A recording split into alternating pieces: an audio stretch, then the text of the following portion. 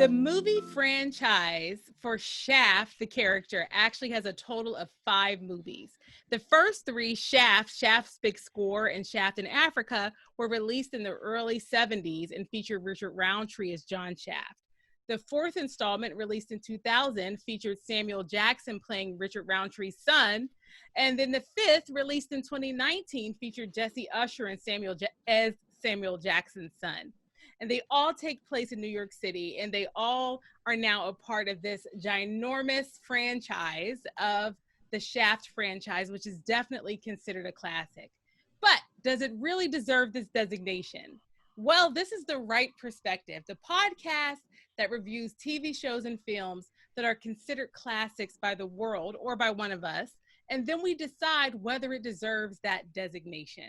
Today, we are going to discuss the Shaft film franchise and then decide whether it gets 1, 2, or 3 afros.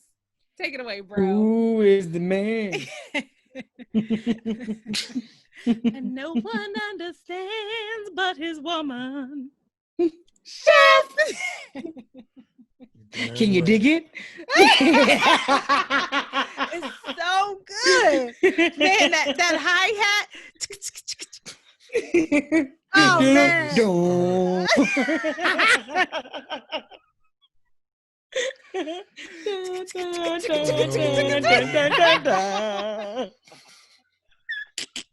Man, we're good at making music sounds with our mouths. Man, we're so good at it. It's so good. Like butter. Like butter. Gosh. I am stressed out already on this podcast. But my name is Aubrey Wright. I'm the oldest. I'm Genia Wright. I'm the middle. And I am Brittany Wright, and I am the youngest. and I picked our movies for this episode because like I have always been like wanting to better understand like the whole blaxploitation era. You know what I mean? Like I don't even like even that term blaxploitation, I didn't understand it. And so this Shaft was really for me, you know, born in the 80s, you know, an introduction into blaxploitation films, which really was a 70s, an early 70s phenomenon. So I love these movies. I don't know, what did y'all enjoy them? Yes. Oh, God. I don't know if I even believe you, Brittany. You sound real shady.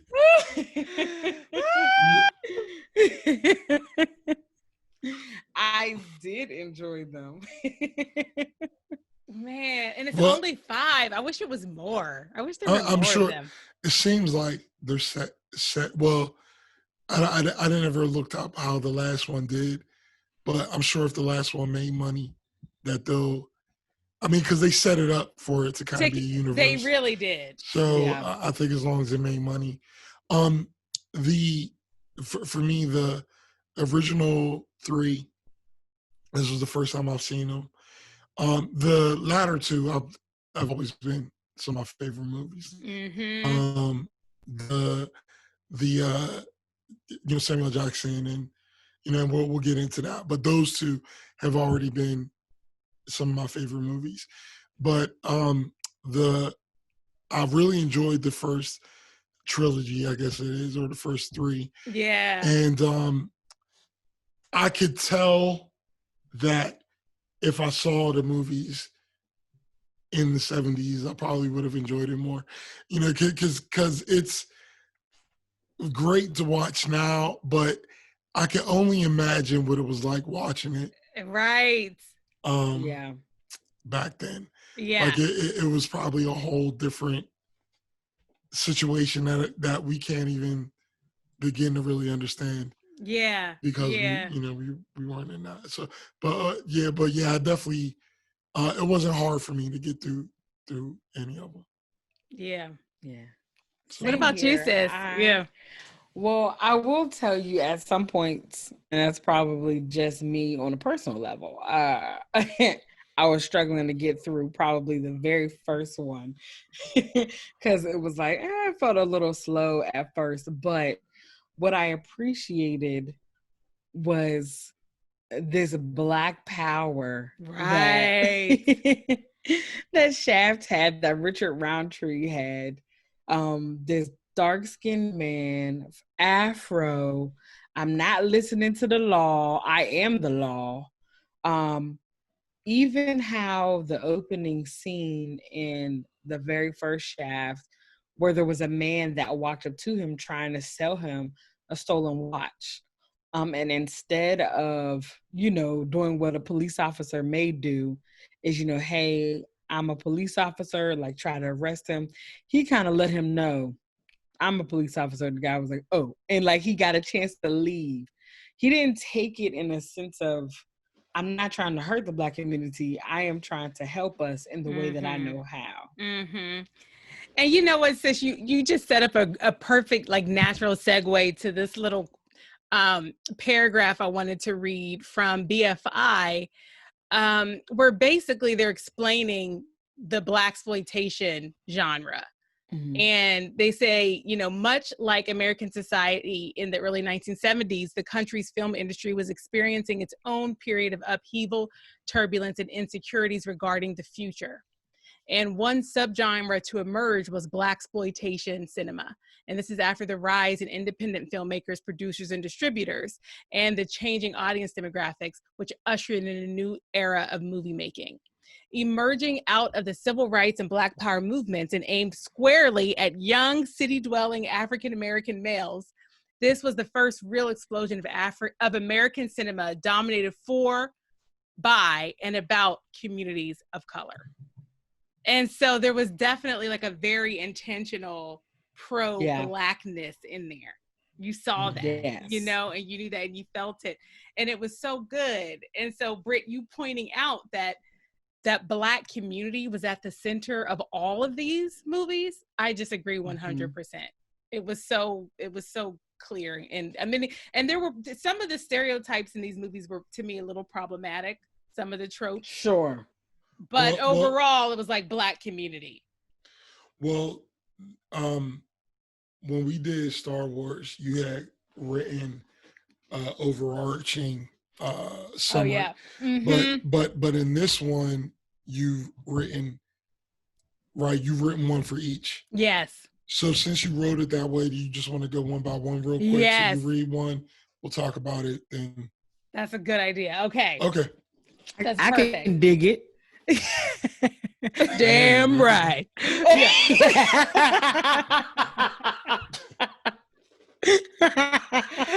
gosh. In the first movie, called Shaft in 1971, Shaft is hired by a Harlem mobster named Bumpy Jones. And I love that his name was Bumpy. Thank you so much for his name being Bumpy. Named Bumpy Jones, right, to find his daughter, Marcy. Bumpy is into drugs, numbers, etc. And so Shaft is hesitant to help him, but eventually takes the gig. It turns out that Marcy was kidnapped by Italian mobsters that have a bone to pick with Bumpy. And Bumpy uses trickery to get Shaft actually hooked up with a group of Black revolutionaries so that Shaft would have the army, the quote unquote army that he needed to go against those Italian mobsters. And they do eventually get Marcy back, but not before Shaft like sleeps with like many women, Black women, white women. He plays like a cat and mouse game with the police, but he ultimately does, get Marcy back and turn the Italian mobsters over to the police. So that's the overarching storyline, but as the first time watching it, it was just like, cause I had already knew I knew the Shaft music, and I knew the Shaft mystique of like a fine Black man in a leather coat, like traipsing through the city, saving all the people. Like I knew the mystique, but to actually watch him. Shout out to Shaft, clearly only ever being in the wintertime because girl, he was wearing some leather. That's the only time. That's the only time he fights crime. That's right. He fights crime in the fall and the winter only. And watching it with your and we'll talk about this. I'm curious about this a lot, how we see things that now versus how we may have looked at it back then. Yeah. But do you consider him like sexy, like a sex symbol? You know, I think I would have considered him as a sex symbol back then. But not right now. Like not right now. You know, well, but you know what? He would fall under the how people look at Denzel Washington. Denzel Washington is older, but people think he's handsome and demure. You know, like. But he's not older. I'm talking about. I'm not talking about him now. I'm saying, looking at 1970s Richard Roundtree. Right. Like, was it 270s for you, or was he still a sex symbol? He was still cute. Yeah, I would say he was bad mother, shut your mouth. Because, listen, he was still cute. He was still cute.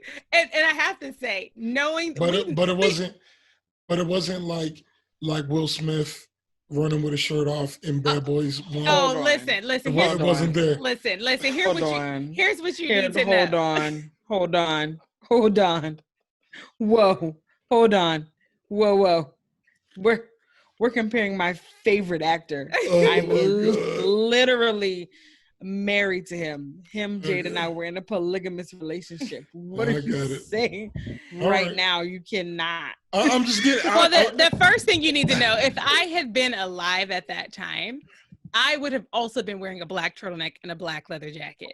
I would have been a revolutionary. In fact, I might have been an extra in this movie because I would have been there to show them how the revolution actually works. Okay?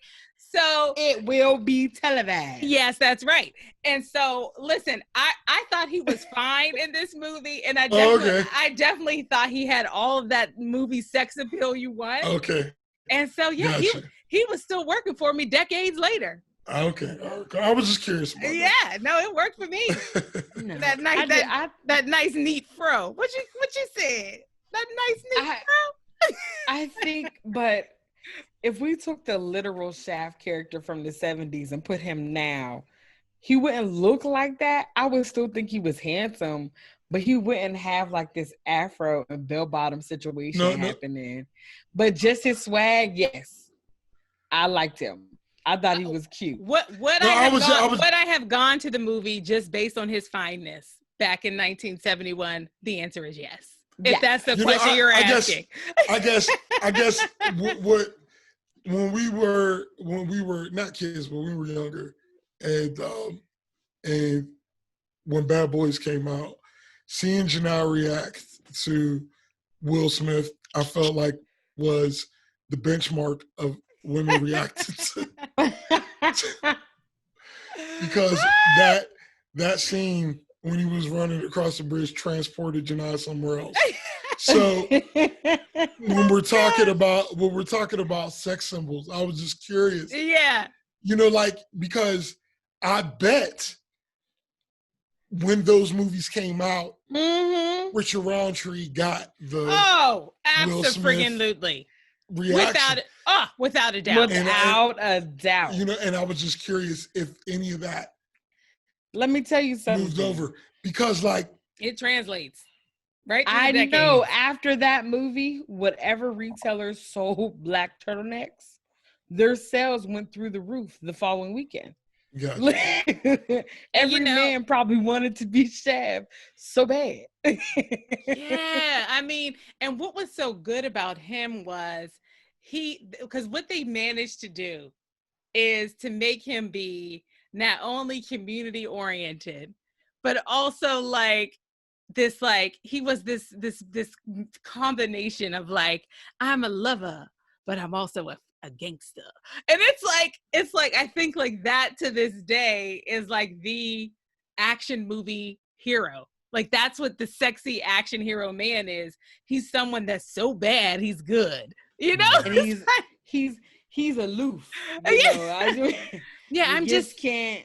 It's natural abilities that make me excellent at fighting crime. It's not something you can go to school for. I mean, I was born with this skill set. Now, would Shaft, the character, be able to come and holler at me? No, because I wouldn't know what he was like in the streets, and I would be, no, that's okay. I'm all right.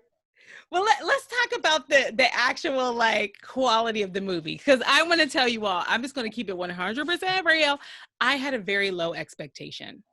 Part of it is that when I just think of movies from this like the 70s, I just don't think they're going to be great in terms of like, I don't know why I feel that way, but I just feel like the quality is not going to be there, especially knowing that these films were independent films. I just didn't expect it to be a well-rounded, really thoughtfully done, great characters, great scenery. But it was actually, and in my opinion, I would love to hear what y'all think. In my opinion, it was an excellent movie. It was absolutely, because there are some movies you see right now that are independent movies, and they are so good, you wish it got the funding of a blockbuster. And then there are some independent movies where you're like, yeah, Lifetime is good for you. But this to me was clearly a big screen movie.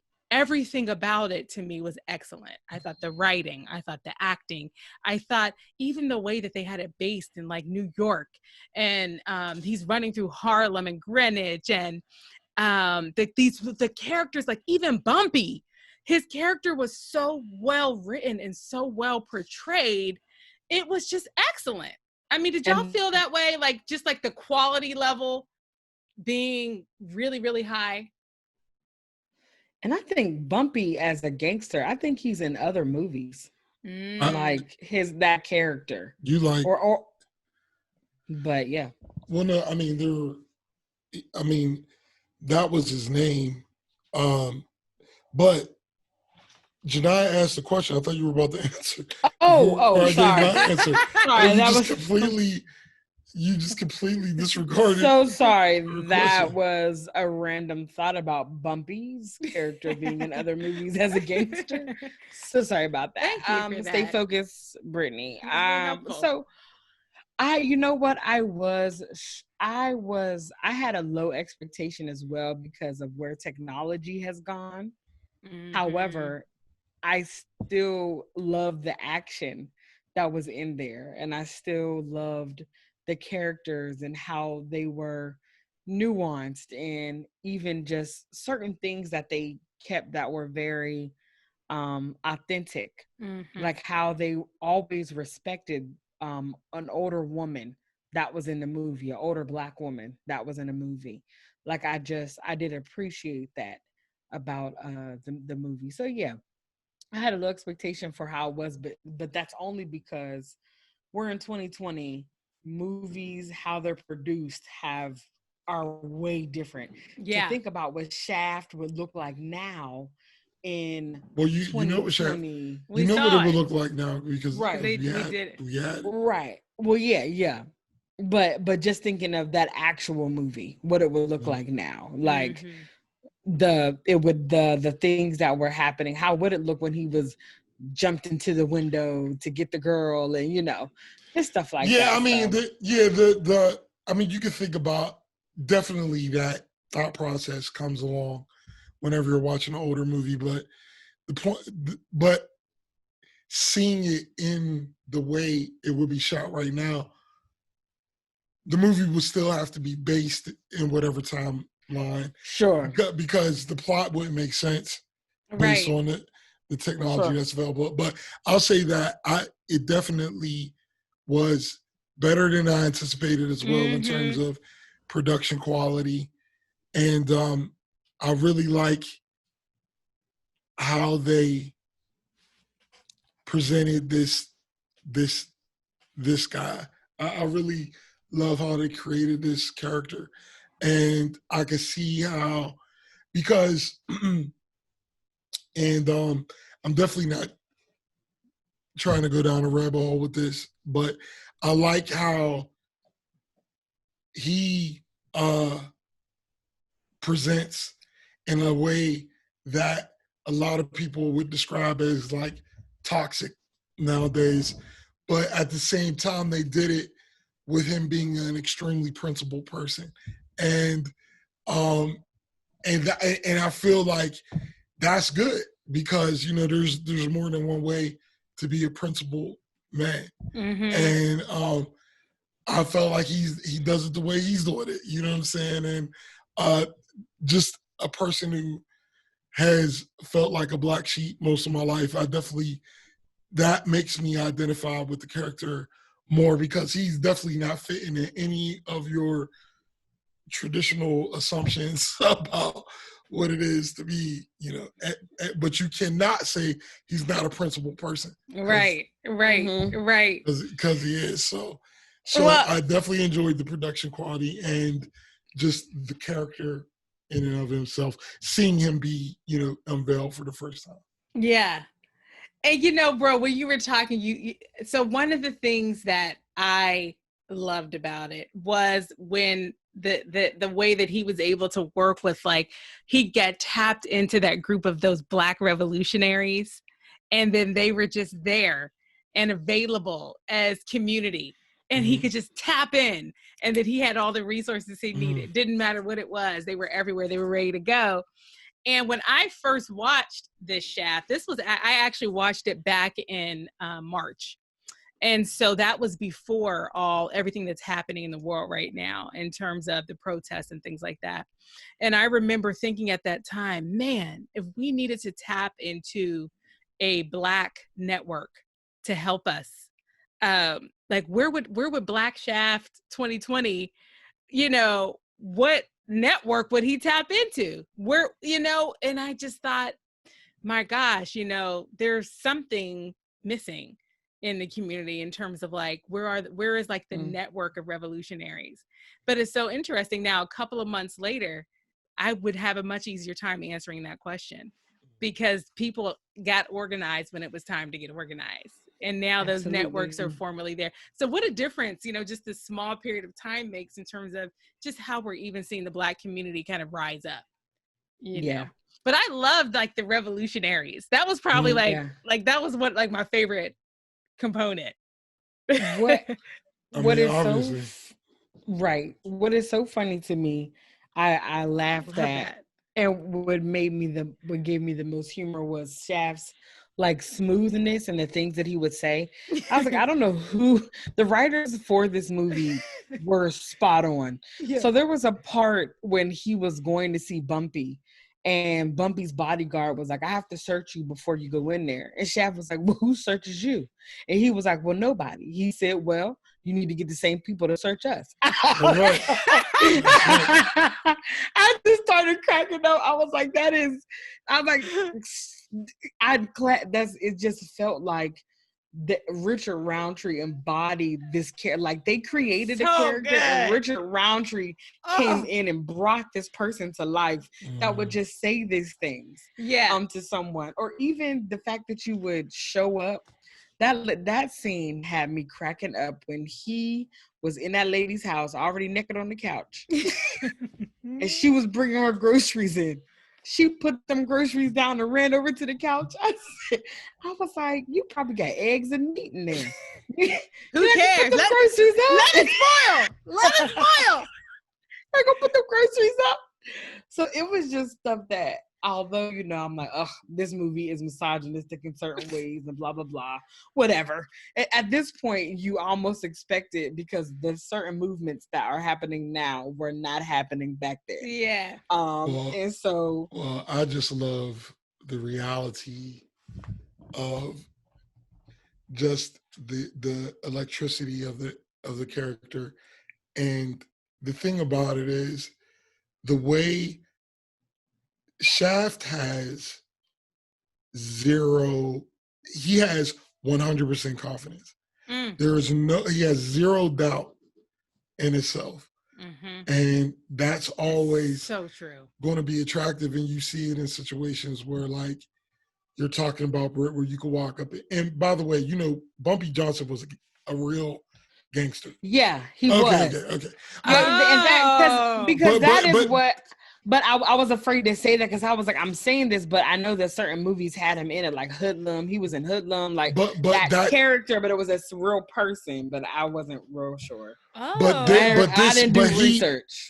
But I'm saying he wasn't Bumpy Johnson in this. His name just happened to be Bumpy in Shaft. It wasn't connected. But I'm saying there's a lot of references to Bumpy Johnson in movies. Yeah. Got it. So like, Got it. not this one, but I'm saying definitely you. It's not, you're not wrong that you hear that name in movies a lot. It's just that usually it it's wasn't referencing, this specific one. Right. It's usually referencing the Well, actual gangster. But hashtag names in the Black community. and you Well, might you even, know, What's up, Bumpy? well, you know, skincare is something that our community needs to talk more about. There you go. You know? So because it makes me think of when Bill Cosby said on his show, like, we named this person this name, but then the community sees them and then names them cockroach. So it's like your name might have been Stan, but we saw you and now your name is Bumpy. And I wanted to clarify that the character in this movie is named Bumpy Jonas. Yeah. So I don't know if the actual person is Bumpy Jones, you said? Johnson. Okay, Johnson. Okay, so this one is Bumpy Jonas. Yeah, so I'm just saying there was probably a shout out, like like it was reminiscent, but I'm just saying that there was an actual gangster named Bumpy that is in a lot of movies, but or that character is in a lot of movies. But the thing that when you have no doubt, you could walk up. You can't have any doubt and walk into a gangster's, lair like you own it. And the other thing is just, obviously his interactions with women and how his confidence is just so thick that it's like he doesn't explain himself. And you can see the women sometimes having that mental chess game in their brain, like, I need to leave this dude alone. But his swag is just but it's just too magnificent. And it's so funny because and bro, as you're using the word confidence to describe it, in many of these movies, not the Shaft movies, but in like action movies, part of why the hero guy is always like free to be so, adventurous and risk-taking is because he's got nothing to lose. Right? It's almost, they always have that kind of like, he's got no family, he's got no connections, all he's got is a passion for justice, and if fighting for justice takes him out, well, so be it, because that's all he's got is justice in his heart, and so it's so funny because when I see, you could look at it and call it confidence, but really it's just like, it's like his stakes. The things that I think give you fear, the things that make you cautious are you having, the fear of consequences, like if you had a family. Totally. I mean, and it comes up all the time. So I think about like, also a conversation that me and Brittany are having all the time is just about like my own presence on social media. There are things that there are risks I wish I could take, but I can't because of potential consequences for my professional life, and so there are things about me, there are places in my life where I cannot choose the confident course because I have to choose you never have to, I mean, you're making your choices, but I'm choosing the more conservative course because of the potential implications. And so you're confident, but is it confidence or is it more just like, what's he got to lose? Like, it's almost like, this is, I'm in this moment. This is it. I might not see no other moment. So here we are, Well, I would say that the vast majority, this is something else that makes Shaft stand alone, because the vast majority of action heroes are the opposite of what you said. Because the vast majority of superheroes, either it's their daughter that got kidnapped or their family or their girlfriend or their wife. I mean, how many times have you heard that line in movies? That's my wife! In an action movie. Like, even the most ridiculous ones. You know, like not ridiculous in my opinion, but if you look at like Commando with Arnold Schwarzenegger, where they kidnapped his daughter, and he just is one of my favorite movies because it's just so over the top. And then you got movies like Lethal Weapon, which came out in that same time, or Die Hard. And Die Hard was about him and his wife, his ex-wife. You know, Lethal Weapon, he was the first guy, Martin Riggs was tormented because he lost his wife and he didn't get back reinvigorated until he found another love interest, you know. Or if you look at like and Murtaugh, the other one, a Lethal Weapon, he was a straight up family man. And then if you look at, you know, like movies like Rocky was, as soon as he got done winning his fight, the first thing he's into, so I'm saying I haven't seen all of those, by the way. I mean, I can add them on the list. I don't want to. I've not seen them either. I don't want to veer the conversation away, but to make the point, I'm just saying that it's very rare that the way that Shaft was constructed as a character, to me, was very rare, because it's like he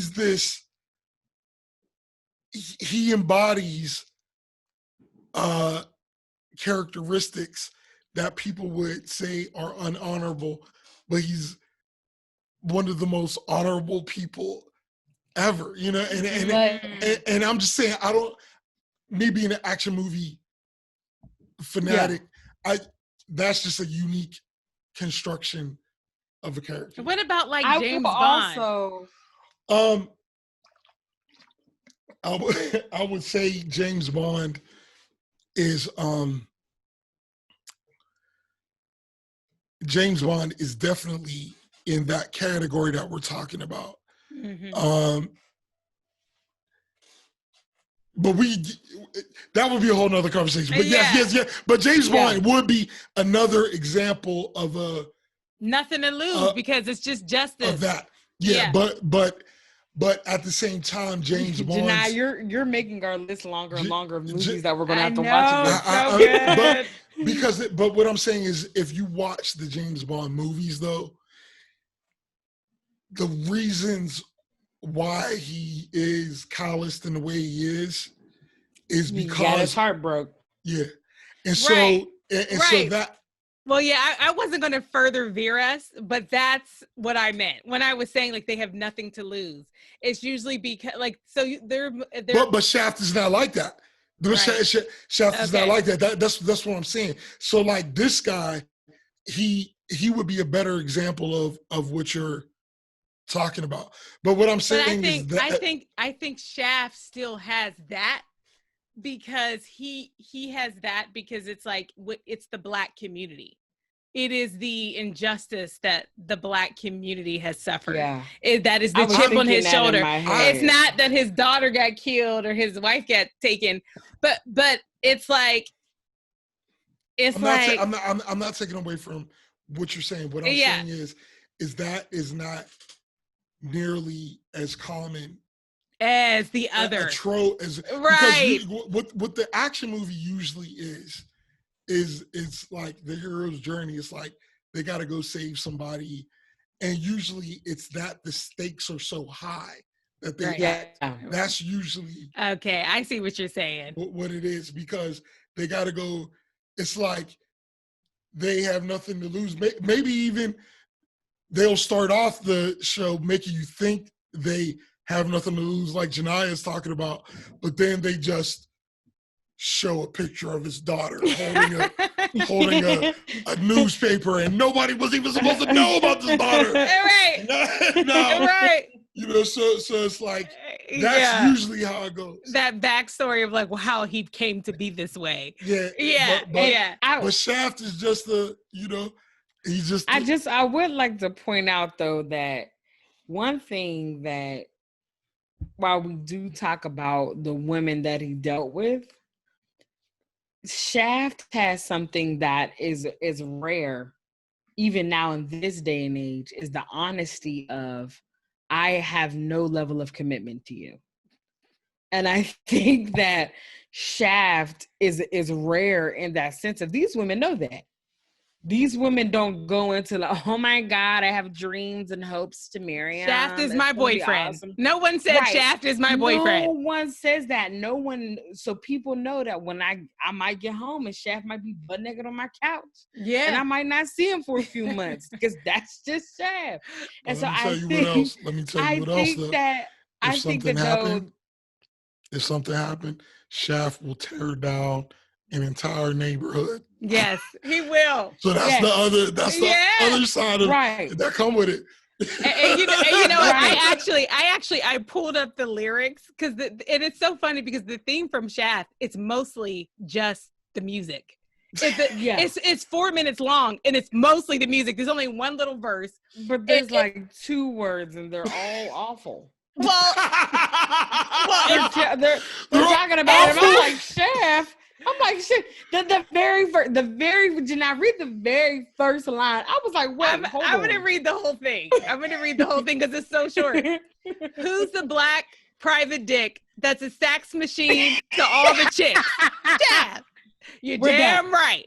Exactly. Who is the man that would risk his neck for his brother man? Shaft. Can you dig it? Who's the cat that won't cop out when there's danger all about? Shaft. Right on. You see, this cat Shaft is a bad mother. Shut your mouth. Shut your mouth. But I'm talking about Shaft. He's a complicated man, but no one understands him but his woman, John Shaft. Right? That's end of lyrics. That's all. And so it's his sexuality. It is his connection to community, and it is, he's bad. He's bad. Right. He's tough. He's complicated. We don't even know why, but he is.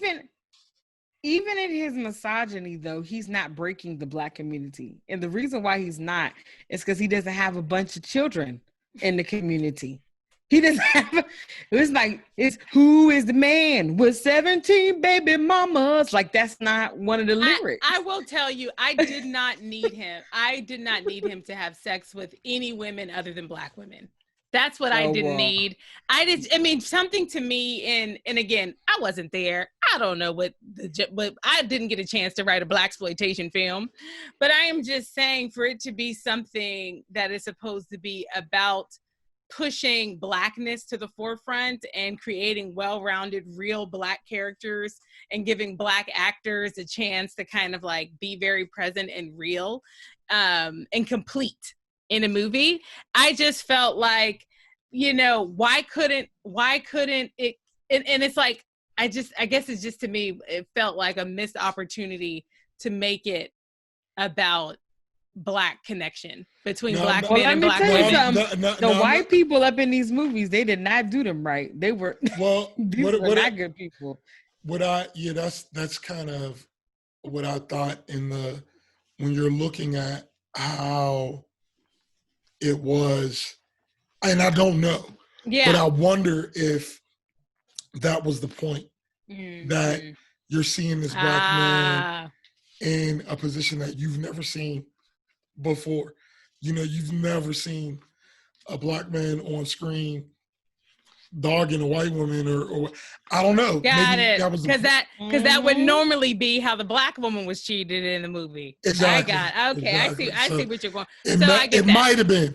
Yeah, it might have been. That's a good guess, though. Just, we're going to show this guy in the exact opposite of how they're normally, portrayed. Also, Shaft, I don't know how this was during that time.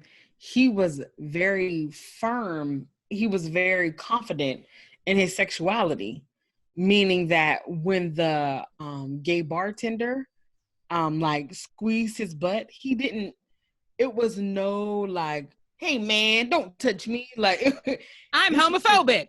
Right, exactly. It was because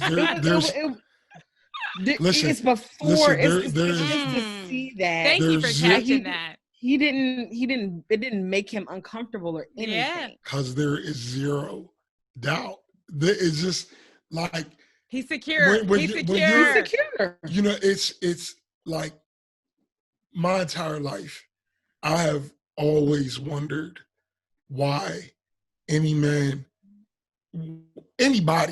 would care about what some consenting adults are doing in their own private. Totally. Like and I'm just saying, to me, that speaks from a person who's truly, truly confident, because like what the response was appropriate to what happened.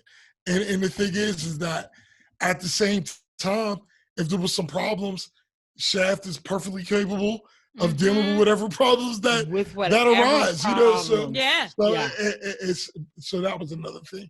So now, is there anything else you want to talk about? You know what? No, it's a good time to introduce the second movie because it had a lot of the same. But before we do move too far, I just want to say one thing, and that is I wanted to just bring in how, not that it was easy, they still had to be strategic. Before I'm thinking about the people who were serving the Italian mob in that hotel. I guess it was some type of thing where they were holding their daughter at the end of the movie. And I was like, how easy it was for the Black people to switch out. And you're just not paying attention to the individuals who are like you're literally a Black man in a service jacket, a Black man in a porter jacket. Exactly. Of course he is clearly supposed to be there. Yeah. And here's your $1 for bringing me this drink. Here's $1. And I loved his reaction when he said, "All right." He was like, "Whoa, thanks." He's like, "I'll see you later." And I was laughing because I was like, he absolutely will. Yeah. See you in a little bit. You about to get got. You about to get got. So I just wanted to put that out there. Thank you so much for catching that, sis, because that's such an important part of what this movie did. You know, and they put some racist lingo in there as well. They had a racist exchange in that cafe, and I was like, "Wow, this movie really hit something." He called him a nigger to his face. I was like, "What?" And he called him whatever. I can't remember what the racial slur was that he called him, but Shaft called him a racial slur too. Yep, he sure did. Like, okay, that's what we doing? Yeah, don't start now, won't be none. But here's the other part of it. Even though they were disrespectful to each other in that way, the Italian mob person still held the door for Shaft.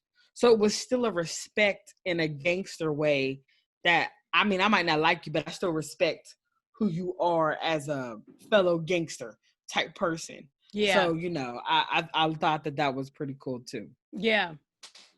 And and sis, once again, you've created a wonderful natural segue because I do what I can. Part of what you see in that first Shaft movie is what we all know is really happening, which is that there is a certain amount of crime that is tolerated by police because it is organized, and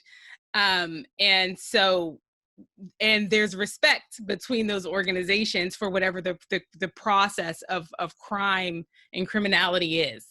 And you see it big time in the second movie. So in the second movie, which is called Shaft's Big Score, which was released the following year in 1972, Shaft gets a phone call from a friend of his. And this friend is he's like a pillar in the community. His name is Cal Aspie. He's a mortician and an insurance salesman. And he's about to make a big donation to build a child care clinic. But he calls Shaft in the middle of the night, and before Shaft can get there, Cal is actually killed by a bomb in his office. And the police are like, they're basically inept. And so Shaft is on the case. And eventually Shaft discovers that Cal and his business partner, John Kelly, were also big-time gamblers. And the one left living, John Kelly, he's actually in a ton of gambling debt with the mob in Queens. And it turns out that Cal, the one that was killed by the bomb, he was planning to buy John out of their legitimate businesses with $250,000 in cash. But still, John, worked with the mob still just to take him out so he would be able to have that $250,000 plus ownership of the legitimate businesses and the illegitimate businesses. The problem was that John Kelly couldn't find that money that Cal Aspie was supposed to give to him. And so the mobsters were getting impatient, and there was about to be a turf war between that Queen mob and then Bumpy's territory in Harlem. And so in this movie, Shaft actually ends up having to partner with Bumpy in order to find the money and then, take out the Queen's mobsters. And ultimately, he does find the money, does not turn it over to the police because it doesn't happen in the movie, but in the movie, he nods to the fact that the money was intended for the child care clinic. Like that Cal, before he died, was planning to make a donation to a child care clinic. And so that's what's going to end up happening with the money. They did show him hide it. Yeah, they showed him hide it. And then that's what you understand his intention to be. Gotcha. Is to help the child care clinic. Listen, so can I start off talking for this movie? Please do. So we go from seeing Shaft in the original Shaft, just, he is like throwing people out windows. Like, he's just going on.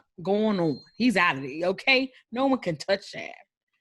To this second movie, Shaft is getting beat up left and right. And I was so confused. I was like, did he get jumped? I said, no, wait a minute, Shaft. I was like, you're a bad mother. Shut your mouth. Wait. And then all of a sudden, doesn't he get captured or something? And I was just like, okay. I remember calling Janiyah like, why is Shaft getting beat up in this movie? Brittany, I think you might be talking about Shaft in Africa. No, she's talking about because the he got beat up at the casinos. Remember at the casinos, like in the back, like in the stairwells of the casinos, he kept. Yeah. Well, but sis, I didn't see it as Shaft because the thing about it is, but they were attacking him in unfair ways, like they were jumping him. But y'all, even when he, at the end of the movie, was running up the railway and he was like in the shootout scene with the helicopter and all this different stuff, he tripped and sprained his ankle. And I was like, Shaft, what? This is a damsel in distress move that you're doing right now. How did you sprain your ankle? Well, I experienced I experienced it so differently. Go ahead, bro. I was mad. Please go, bro. Go. It's funny that you say that because one of the movies that is considered to be a landmark movie, action movies, is Die Hard. And I don't know have either of you ever seen Die Hard? Yeah, but it's been years. Okay. It's been so long. That's, first of all, amazing to me. But Die Hard. Don't be a hater. I be watching stuff. But before Die Hard, you would have the main protagonist, of the action movie, hardly ever really get touched by the end of the movie. And when you watch, and most of the time they were like a big, huge dude and like, whatever. Right. Yeah. And Die Hard was the first action movie where at the end, he looked like he'd been through hell. He had, early on in the movie, he lost his shoes. He had to walk over a room full of glass. He had it was just. Sounds like a bad day. It was a horrible day. But, bad day. But he still persevered. And that's what everybody loves about the movie, right. is that he went through hell and back, but he came back. And I'm just saying that I feel like it's something that Shaft might have got a little taste of, way earlier and, never really noticed because, he was in some situations, but it was never like he was in a one-on-one, fight and lost. It was just that they kept jumping him and putting him in these, unfair circumstances. It was a different kind of mobsters he was dealing with. I think that was the thing. It was like these were all shady characters in the first movie and the second movie, but these were a different kind. you know, and they were a little more thinkers of like, even when Kelly couldn't come up with the money and they were like, but the one guy was like, okay, we're gonna kill you. The other guy was like, wait, hold on, you're so angry. I was cracking up at their dynamic. I appreciated that little comic relief. Yeah, he was like, you don't have to be like that. I love that little comedy relief. Yeah, and you know, there's one part like when he went nearing the end, when he broke into the guy's window after they jumped him, and he had him one-on-one, and he did. That was the one part that I wondered why they went with that dude being able to, you know, stay up with him so long. That one part was a little, you know, because the thing is that you're a drug lord. You're a little you're removed. Like this, you shouldn't have the fighting skills. I mean, he's playing the oboe. Right. Come on, that was so funny. Like, I was like, what is happening? A dude who plays the oboe shouldn't be able to hang with Shaft. Why you hating on oboe players, yo? What did they ever do to you? You can be an oboe gangster. I love oboe players. But now that would have been interesting. Yeah. Like if he was just sitting on the side playing his oboe, like real innocuous, and then they came over and he was like, bam! Like, this is why I always got this oboe. With the oboe in your face. Right. If he like ripped it apart and it was a knife. Yeah, like, okay, now I understand. Oboe dude is really hardcore on the. Oh my God. See, yet again, another reason I was like, Shaft, this is just you and the oboe man. Why is you getting beat up right now? Why is that so hard? Here's the thing. It's just y'all. Now thinking about Shaft was not taking his vitamins in this movie. I'm going to say I did not experience it that way. I didn't either. But let me tell you. Y'all know how I do with these movies. In discussing this, maybe they took it that far and gave him more trouble because they knew how far they were going to take it in the end. And I'm going to tell you, when Shaft was running away from all them dudes and and he was just taking them down one by one, it was like, okay, now we're going, and I think that's why they had him tripped. It's like, no, he could break his ankle and keep moving, you know, like that's how that's how the helicopter. And then you need that though to be able to cheer for him.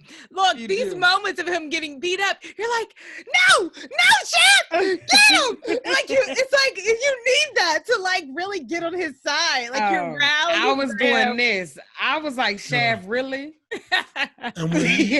I was like, seriously, Shaft? It's just this old man with these little pants on. But I'm saying that's like, to me, that's what is. Like, I like seeing a protagonist go through it, like, because I do too. It's real. It's fun watching somebody. You know, I can see those movies where, you know, the main person just always beats up everybody. You know, like a Bruce Lee movie, that type of thing. And that's great as well. But I more enjoy the hero who had to work to get to the end of the journey. Now, I'm gonna tell you, at the end, when Shaft shot that helicopter down with a gun, I was just like, this is just classic. This is so awesome. I thought to myself, this is 100% realistic. I'm sure that particular weapon that he had could do that. And too bad for that helicopter. You got that Shaft. Look, I buy in. I'm in it. I'm like, Shaft, get him, Shaft. You take down that helicopter big, guys. I'm fully into it as well. But first of all, gasoline is not even flammable in that way. So, you don't know what can they had. But look, you don't know what can they had. All I'm saying is, real flammable if some people, all I'm saying is, is as much as you got into the movie, just please, if you're ever being chased in a helicopter and you have a shotgun, just hide and wait for the people to go away. That's all I'm saying. That was For, all I was for you saying. in real life. Well, before In real life, just hide. Listen, I have to just tell you, I have to say one thing before we move away from this movie. I wrote down what I think is probably the best movie quote I've ever heard in my entire life. And I want to know who wrote this, and I want to go and find them and shake their hand. And it was a line that Bumpy said to I bet I know what it is. he said it to Chef. I can't remember the specific context, but he said, "Now look, baby boo, there's he said, "Now look, baby boo, there's troubles and there's troubles, and this one is yours." I said, I don't know what he's talking about, but I like it. It was like, that's how I think 70s gangsters should talk. I think they should say things like, "Now look, baby boo, there's troubles and troubles. This one is yours." You know, I love that. I don't know how. I love that line. I love that line. I went to work. The next day I went to work and I said it at an executive team meeting. I said, "Well, I've been watching Shad." And somebody had said something that needed to get shut down. And I said, "Now look, baby boo." I swear to you. I said it in a meeting. I did. And I told them, they already knew I was watching all the Shaft movies. And I said, "Now look, baby boo, there's troubles and there's troubles. And this one is yours." And when I just tell you, everybody just started cracking up. They hadn't seen the movie. They didn't know what I was talking about. But it is just this line. It is like, who so funny. wrote this? It's so good. Somebody, or makes you wonder sometimes if there was an ad lib. Like, did they ad lib this line? And it was like, that was not the line, but he came up with something right in that moment. And they were like, "It's classic. Don't take it out. Don't take it out. It's baby boo now." Well, I want everybody who ever meets me in the future to know that if you cross me, get ready for it. Listen, but I do want to make sure, okay, that we shout out that Black woman in this movie that was dating Kelly. She went from getting slapped. She was so fly. She went from getting slapped by Kelly to locking him outside, leaving out the back door, and then going to Shaft to she ran up on Shaft like, "Oh, I found you." And then he was like, "Do you know how to drive?" "Oh, I've been racing since I was 14. What? She did not scream one time when that helicopter was flying around them shooting. Baby, she got into action. I said, that's the definition of ride or die right there. Look, she was like, "Are you kidding? You're not the only gangster here. Look." She was like, "You're trying to play me. I've been drag racing since I was 14. Oh, it was so good. Yes. Oh, and her fur one. That was the fur. Oh, the wardrobe. Honey. Right, and that fur didn't slow her down. Not it was bit. So good. And then, because to think about it, even when the two cars, one with the mobsters in it and one with Shaft in them in it, when they were bumping, you think about it, that was her bumping the other car. Oh, she was telling her to get out.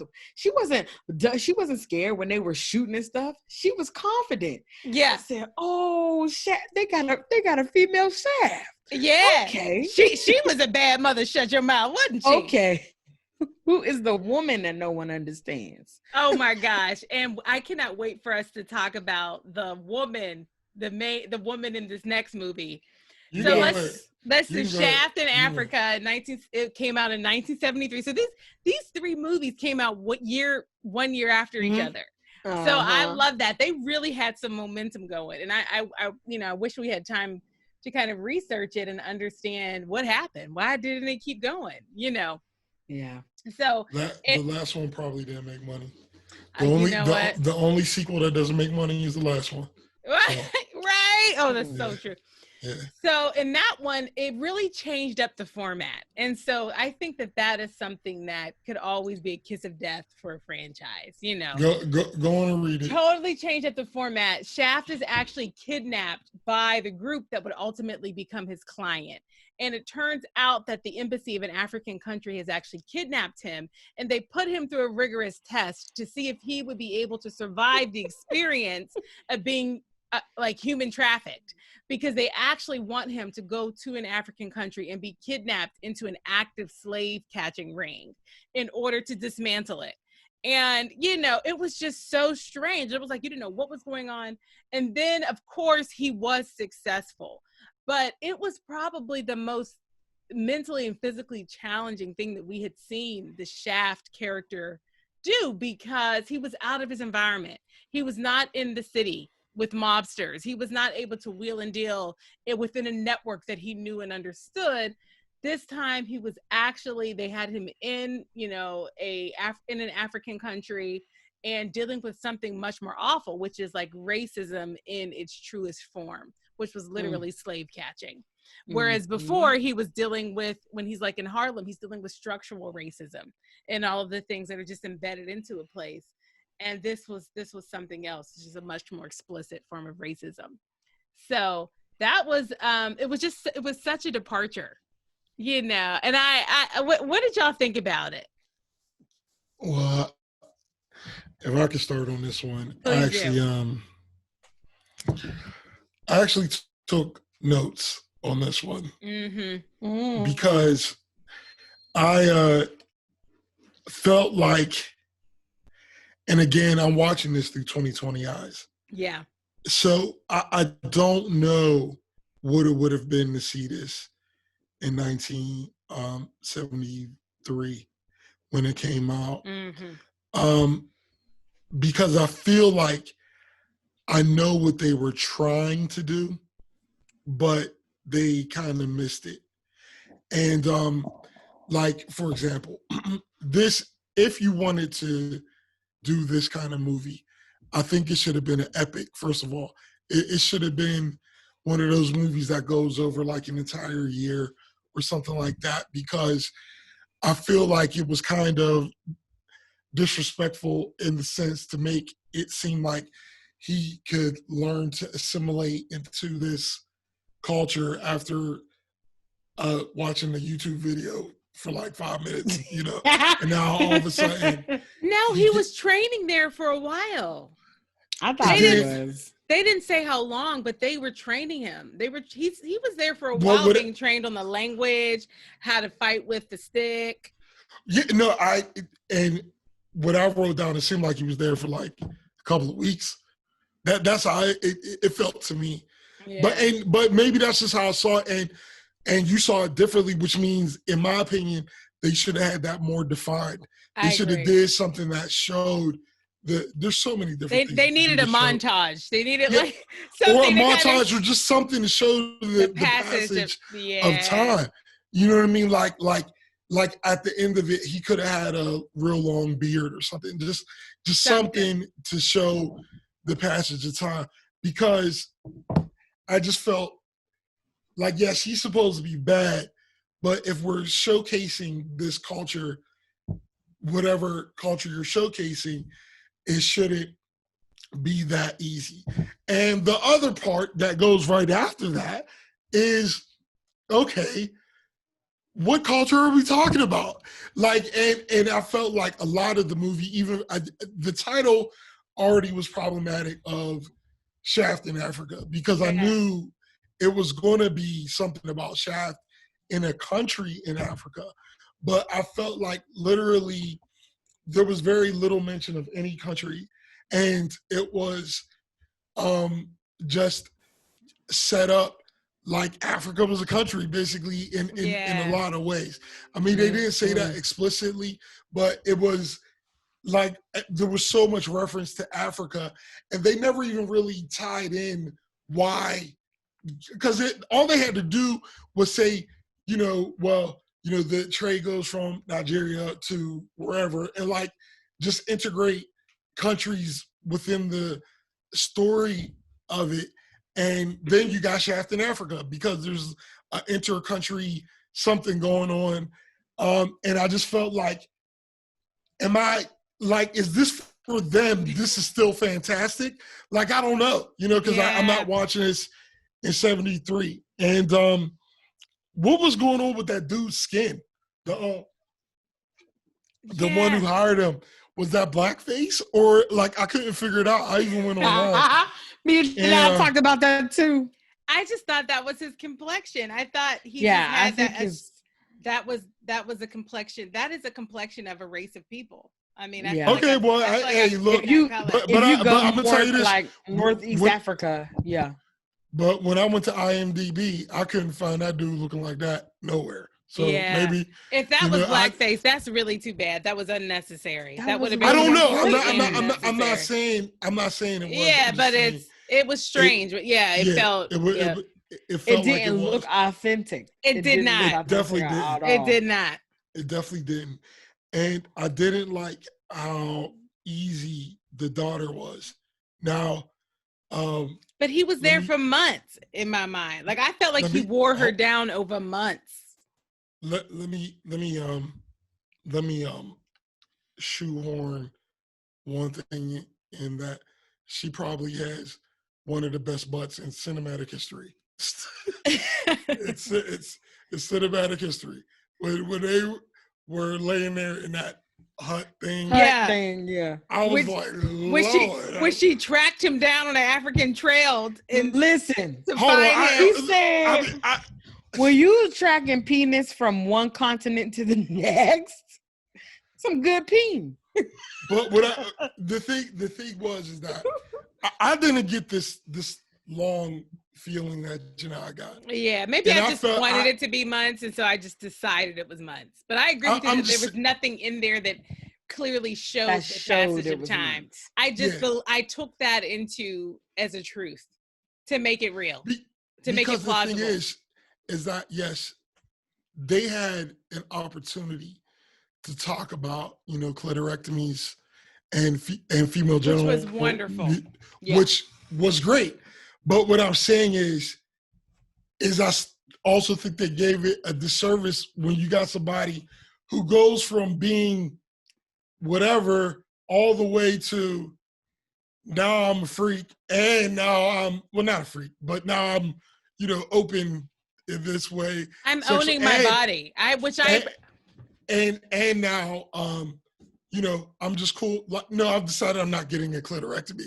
Like, the point is that I felt like that's where it should have ended, but the arc could have been so much better to get there. Like, sure. it could have been a more epic journey than just being like, because like on one end you're trying to say that this is something that your culture does and you can't let it go, and then you're like, you know what? Never mind. And nobody else is saying nothing. And the whole point of that thing was the whole point of showing that is showing the patriarchal type of society where they don't have the option to say, no, I'm not going to do this. No, I'm not. So there should have been something showing her, well, I'm not saying what should have been, but I would have liked to see something showing her fight that battle and ultimately emerging victorious on the other end. And I don't think it would have took away from the main movie. Mm-hmm. And let me just go through my last couple notes. I know y'all like I'm ridiculous, but I love it. I was about to say, listen, go. He killed the dude way too easy on that bus. That was just, even for a 1970s movie. He was like, I disagree. He was like, ugh, and dude was like, and it's like, he didn't even. You don't even know Shaft's murder skill sets. You don't even know his skill sets. Well, he sure didn't have him when he was up there in that mobster's hotel in the last movie getting beat up. We do see his skill set. That's because I think you're giving Shaft a look. I mean, he took classes. He after that. He did get jumped a considerable amount in that movie, Brittany, and I feel like you're. Thank you. But I feel like you're like beating wasn't up. fair fights. Yeah, it's It not was fair jumps. fights. You know, anyway. He was one-on-one with Look, an we're old man Shaft. mobster that played We're on the Shaft in old Africa. one. Okay, last two. The stick fight where at the slave line, it was so bad. It was like good again because it was just so bad. It was enjoyable to watch.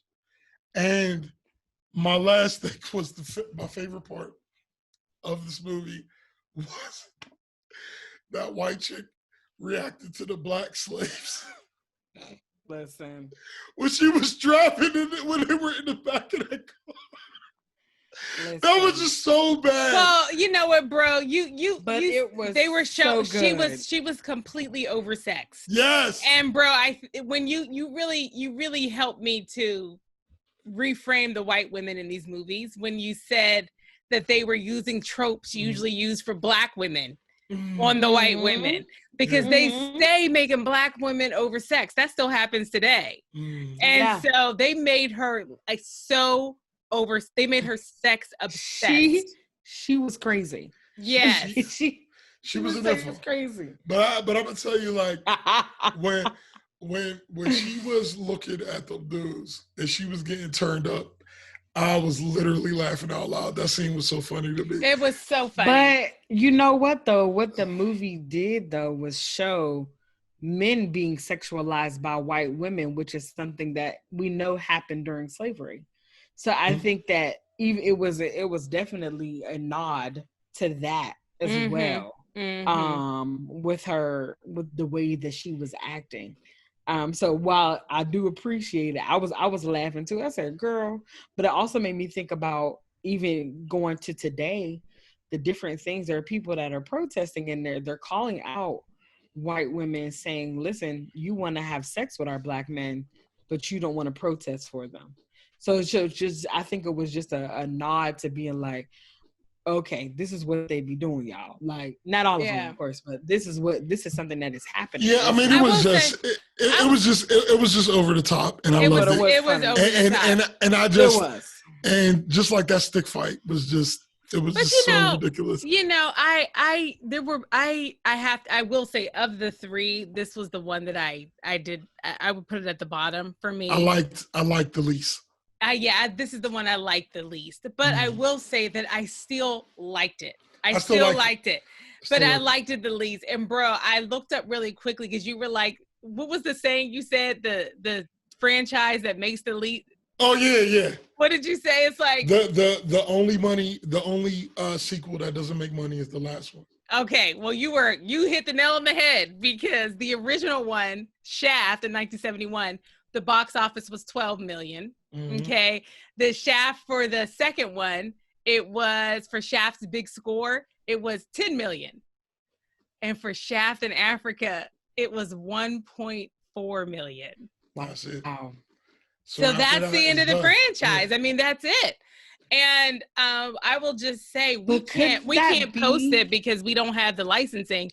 But if you even just look at the movie posters, it's like that Shaft in Africa movie poster. It doesn't even make sense next to the ads for the first two Shaft movies. Gotcha. Yeah, it's just such a departure. It's like, but is it something where is part of that also, or could be part of that, is that because it was about to show something that in the 70s we don't want to talk about because we don't want to talk about it now. Slave trade. Yeah. Like I wonder if that was part of it where, okay, now I'm still getting, the Shaft and the hood, and we're talking about drugs and all these different things, mobsters and stuff like that. And now I'm taking you to a place that's too real for y'all now. That's too real. No, I'm just, to my point, like it's too real for y'all now. And the system, I get the quality of it, but I'm just talking about the subject matter. Yeah. It's too real for y'all now where we're talking about slavery in Africa, because honestly, there was articles about slavery happening in Africa last year. So this year, people being captured is exactly, people captured. So is that topic too real for y'all? And so it's like, ooh, it's 1 million now, but because these are things that this is something that we don't actually want to discuss or to highlight too much. So now we're done with this franchise. There are, we can look at Roots or Color Purple that were wildly financially successful, even though they were dealing with the subject matter that we're talking about. Mm-hmm. So first of all, I do think that there's something in what you said, that this movie did go from, things that were lower level to things that are definitely more complex. Totally. Hugely did that. But I don't think that was the downfall of the movie. I really feel like it was the execution. Yeah. Like it was really the execution, because I agree. If you're gonna go from being Shaft, just fighting through a couple blocks, if you're gonna go through that, from that to being this epic, you gotta do it. Like you gotta really, really do it. Like it has to be. And I feel like they could have did it, because I don't think that the concept itself was bad. It's just that, like Brittany said, like if you're tackling all issues Hard. are big, but you're tackling a bigger issue. So you can't be corny doing that. And they were just, it was just corny, man. And I will say, I did not appreciate the way that they tricked him in the beginning. For the first two movies, Shaft got to accept the assignment or to make the assignment. Oh, this is now my next case. I'm taking this on. And this time they just chose him, kidnapped him, and then he emerged as able to take the case. And then they offered him the case. And so there was something in the way that he even entered the storyline, like the main storyline of the movie, that to me was just like, they beat him. I just was like, him getting kidnapped and to take the case. I didn't appreciate. I didn't need that. I didn't need that as the way, because frankly, if they had just proposed it to him, he would have taken it on. Because he's Shaft. Sure. I will say that one thing that I thought was good. But before you go from that point, first of all, I agree with you, but I think that the point they were trying to make, it wasn't about him. They were imposing their tests on him to see if they thought he was worthy. So it wasn't about him accepting, because they could have still tested him. They could have said, we want you to do this, but in order for you to do it, you're going to have to endure some tests. But that takes the test in a completely different direction, because it's like, if okay, these people don't really want to kill me. You know what I'm saying? Like, you're not working from the same place. Got it. As if when and I'm not defending. Right. This. I'm just. This is a logic. This is the logic. Yeah. I'm just saying that when they think about somebody stripping you down naked and putting you in a. I was like, is he naked in a room of sand right now? And what's going on? And he just has to know. And I think that what they were trying to test, because they knew that's what he was going to experience. Right. Being put in the situations he can't even fathom. Right. That they were just seeing how he would react. Yeah. So. Yeah. Well, one thing I thought they did do, I did not appreciate that it was a vague African country. I didn't appreciate that at all. I mean, what a missed opportunity to name a place and to, but I will say that I wonder if legally they weren't allowed to.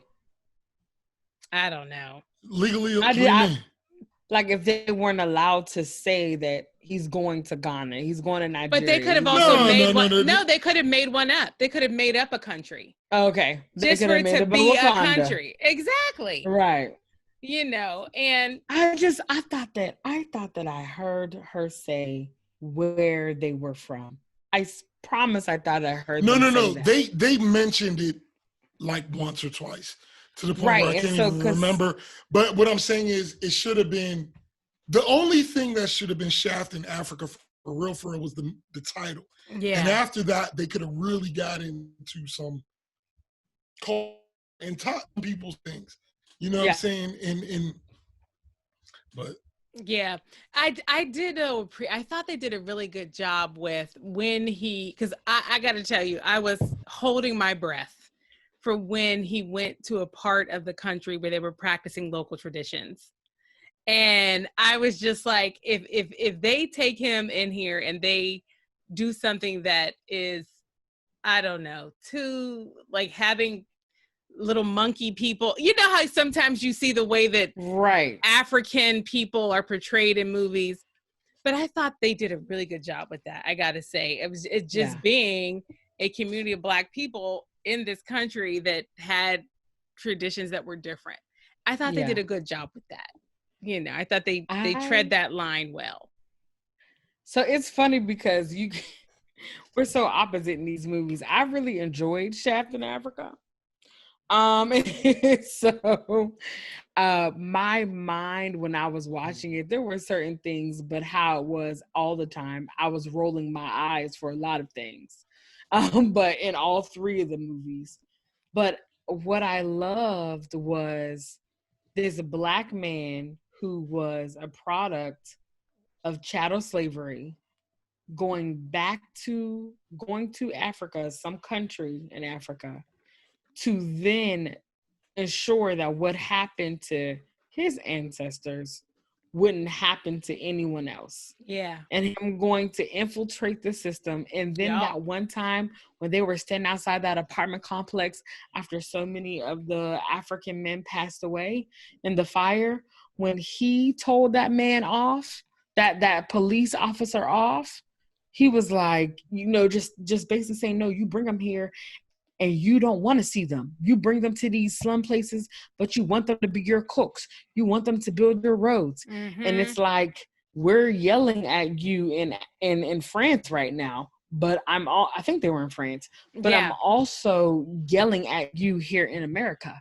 Yeah. You want us to fight your wars. You want us to be your cooks. You want us to be your maids. You want us to be all these different things. You don't treat us like we're people. And so he was getting an opportunity to say these things and fight for people. And although everything was happening so fast and things were going on, I loved when they killed that man in that little jail where they were about to blow the whole place up and kill all of those Africans that were in there. The way they got organized, got themselves out of there, it was so good. He killed him. He was like, oh, so you think I'll have nothing to kill you with? I runs with poles all day. You're dead. Like, we got your key. We're all out. And then now we're all sneaking quietly up the stairs. You're taking over. And so we just drowned you in this thing. Like, I was so excited about I love when Brittany recaps like a scene she's passionate about, because she's like talking to the character. Now you're drowned. That's your fault. You shouldn't have done it. And now you're dead. And now you're dead. And for Shaft to go down there where we know a holding cell, which is something that was happening to Africans before they were placed on boats and shipped on the transatlantic slave trade, that him be able to go down there and blow those places up, it was so symbolic. Yeah, I was just looking at those parts. Yeah, I liked it. You know what? It's one of those things where it's like, if that had been just a movie unto itself and it had just been called A Man Named Frank Goes to Africa, that would have been one thing. It was the struggle. Paul is in Africa. Exactly. You know, but the struggle was that it was Shaft. Yeah. That was my issue with it. But I liked it.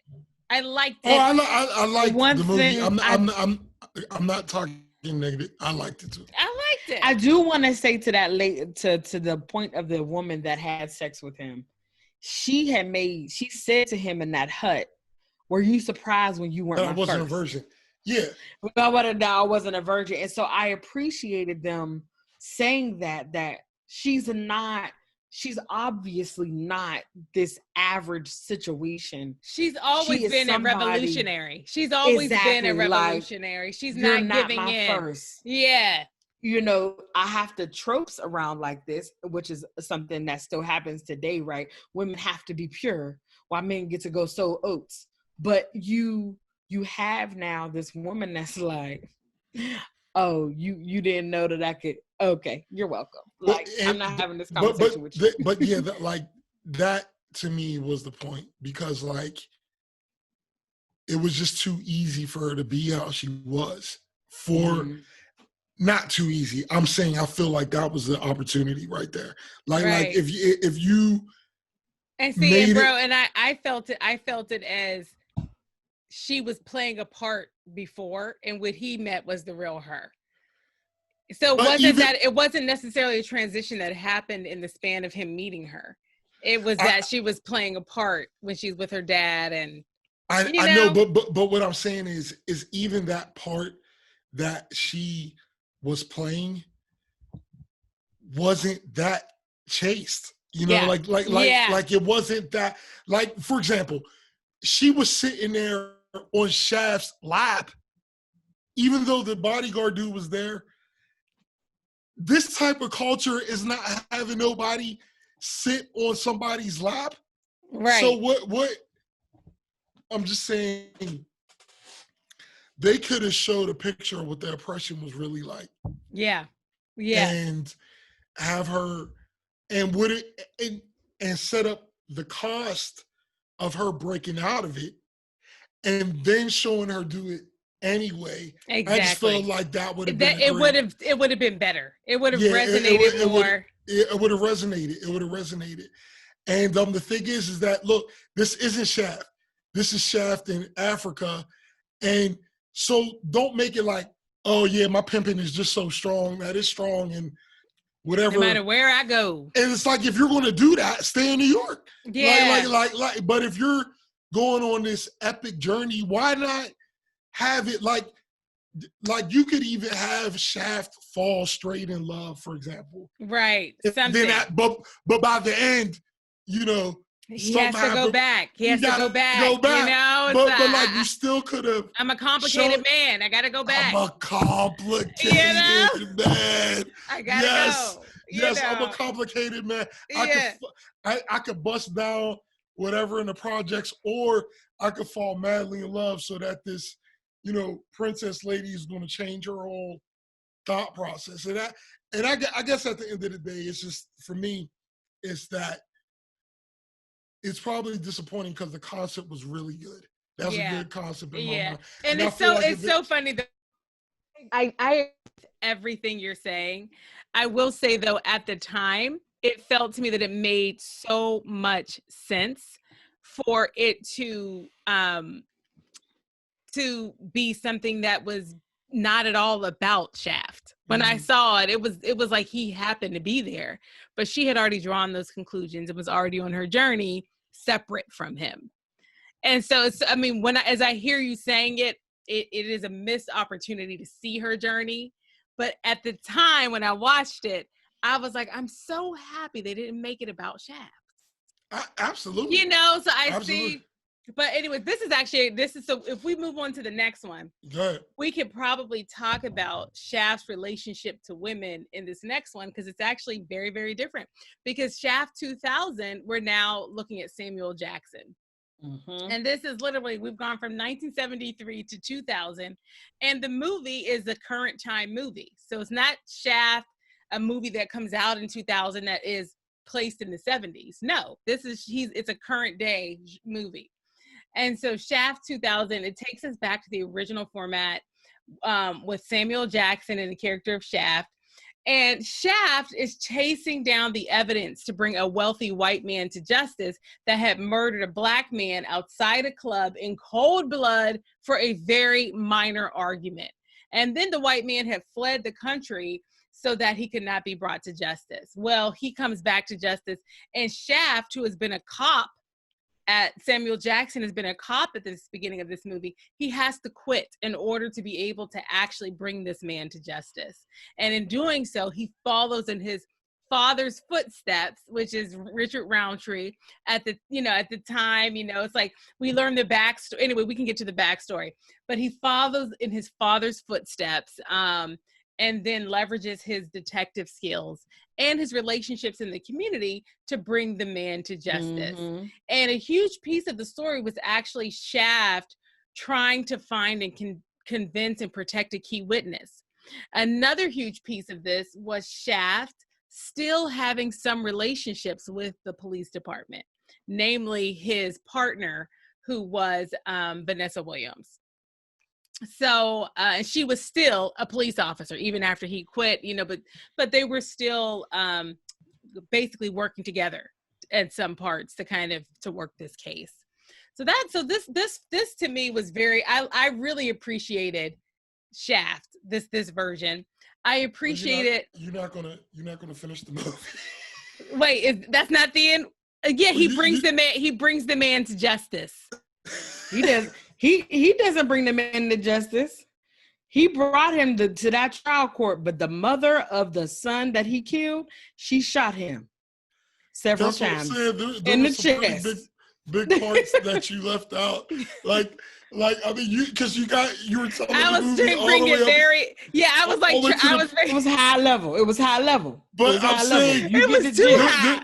This movie, it was too high. It was the level was too high. The movie had 2 climaxes because, bro. What were they? Well, the first one was when he shot Hernandez.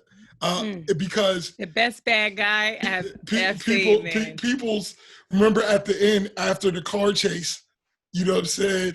He was like, let's do it. All I got is this. All I got is the knife. Just call, man. He was like, all right, let's go, mano. And then he tried to pull the gun out on him. And, Shaft pulled out the gun faster and shot him. And he even died good. So good. And so that was the first climax, but then the second climax. Bro, can you talk about Peebles? Because I didn't even mention like his relationship to the whole thing. Well, let me I feel like I want to finish recapping the movie. Okay.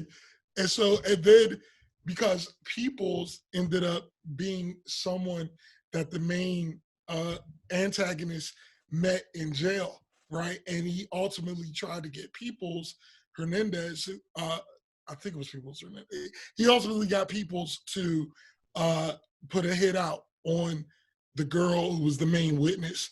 And so that's how they all ended up getting tangled in together. And then Shaft had to go up against Peoples, shot Peoples. And at the end, it is Peoples Hernandez. You got it. Yes, Peoples Hernandez. I was pretty sure. And then at the end, he was about to go take the main antagonist to court. They were on the court steps, but the mother of the original victim ends up pulling out her gun and shooting him. And that is how the movie ends. And I'll just say those are very important parts. Very important. Of the movie. And I'll just say this. Because I love this movie. It had been 2 years. It had been 2 years of that mother watching this man leave and not be brought to justice. Can I tell y'all, I love this movie. Everything about it. I've seen it probably 25 times. It's so good. I love this movie. It's so good. I love it. I love it from beginning to end. It made $107.2 million. Let me tell you this. First of all, Jeffrey Wright this was my first exposure to Jeffrey Wright. Mm-hmm. And I've seen Peoples Hernandez. Yeah. No, I want to talk about Jeffrey Wright as a actor. I was just, for the listeners, I was telling them that Jeffrey Wright played People Hernandez. Oh, okay, just to draw the line, because we didn't say who he was. Yeah, so yes. Jeffrey Wright plays Peoples Hernandez, who is one of the 2 main antagonists in the movie. Mm-hmm. And that was my first introduction to Jeffrey Wright. So and good. Look, I don't know if this is wrong or not, because like I was, y'all know that movie Ocean's 11 with Don Cheadle. Oh yeah. Mm-hmm. I always liked his English accent, but then I watched a YouTube video where English people were talking about how bad his accent is, and but it's like a buffoon type accent in their mind. So I don't know if this is good or not, but I'm just saying I did not know Peoples Hernandez was being played by a Black actor. Like when the first time I saw this movie, like I completely Listen, bought into that. Like I was today years old. I did not know. So Really? good. Wow. Yo. And I've seen that movie at least 3 or 4 times. Wow. Oh my Man. God, it's so good. Yo, when the first. It makes me wonder where he grew up. From the beginning, when Shaft threw that basketball at him. Man. And knocked that spaghetti on his shirt. On his white white turtleneck. He was just in the middle like, muddy fuck. Yo, my best friend at the time, we used to watch that part over and over again. Because when he came down and he was like, "This is Egyptian silk, buddy. This is like half." I wrote it down. This is Egyptian cotton, motherfucker. That's what he said. This is Egyptian cotton, motherfucker. This is like half your shitty ass. Samuel Jackson. And we have to say Busta Rhymes is in this movie too. Oh yes. Man. And he ends up playing someone that Shaft knows from, like, apparently he's someone who had been like an informant or something. I don't know, but Shaft like had a relationship with him just from just like everybody. Shaft has these people to the community. That's right. But like, so he wrote Busta Rhymes in. But he was Busta Rhymes killed it in this movie, largely because he just played himself. He did a great job. How bad you can't mess up playing yourself. But the thing is that like in the beginning, just even that phone call, like where you could just tell where he was like, I need a favor. He's like, no, like all yours, all your favors is used up. You know what I'm saying? And then after it was like, Shaft was just like, come on, man, and then he's like, all right. He's like, all right, dog, I'll be there.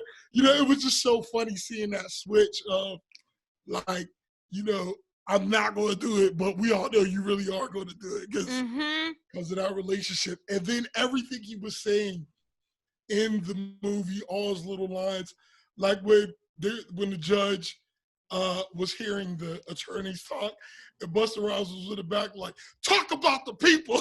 He was so good.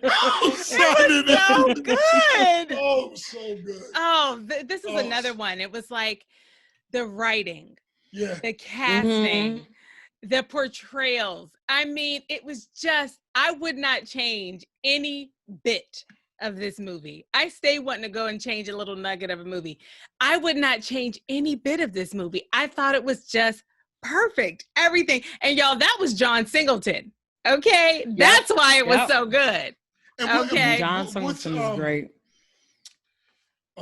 Batman's. What's Batman's name again? Oh yeah. And who played the bad guy in this? I can't believe it. And you know who played the mom? Who played the mom was the I know her from Carmen Sandiego.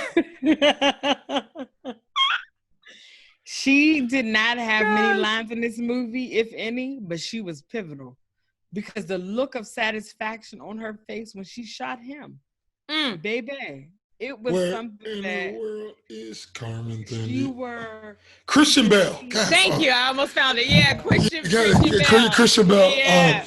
He played the perfect. Oh, he was so perfect. I mean, I hated that dude in this movie.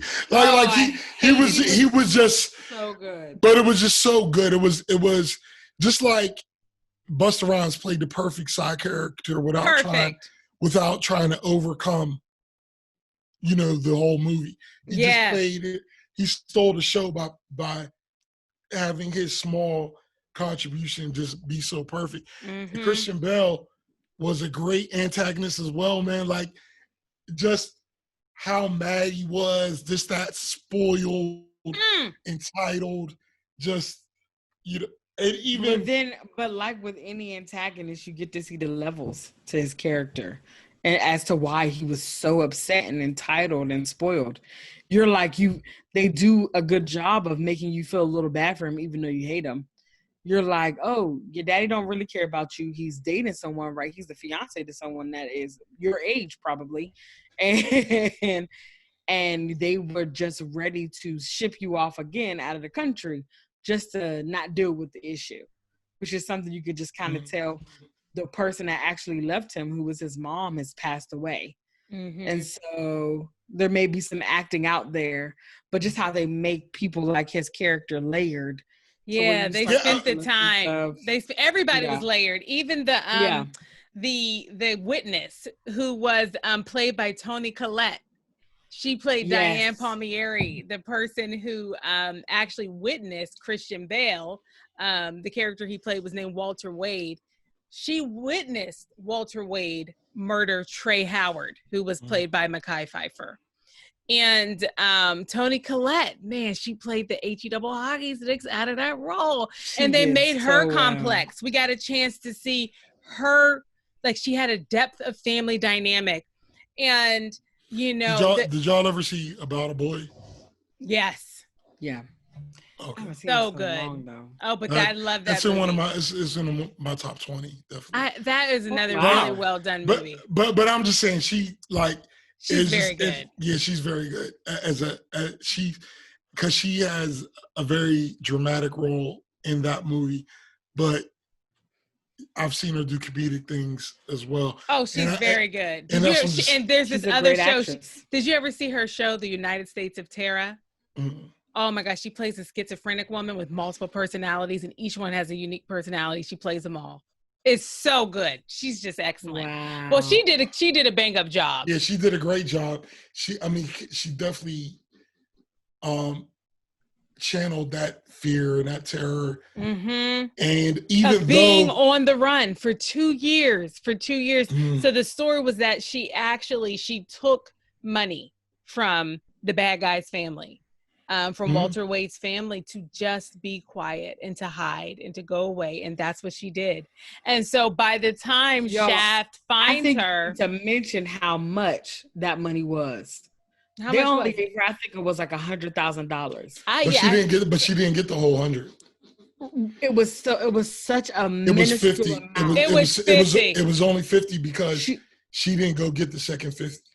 Exactly. So it wasn't even 100. But it wasn't even a whole 100, y'all. This rich, wealthy, I sent you on a private jet out of the country for 2 years family gave her, keep your mouth shut for $100,000, and then only gave the 50. Y'all, I was like, yeah. The nuances to some of these movies are like, it just shows you the have and the have-nots, what they can do. And we have to talk about the original impetus for the fight. And please correct me if I'm misremembering this, but I think Mekhi Phifer's character was with white women. Was that what it was? Yep. So he was on a date. He was on a date with a white woman, and that's what it was. A white couple. And so what I appreciated. So in general, this movie did a great job of honoring what the Shaft original the original Shaft character was all about. Yeah. And doing things like in the same way we were just talking about in Shaft in Africa, the way they took the opportunity to talk about female, what is it called? Female circumcision. Thank you.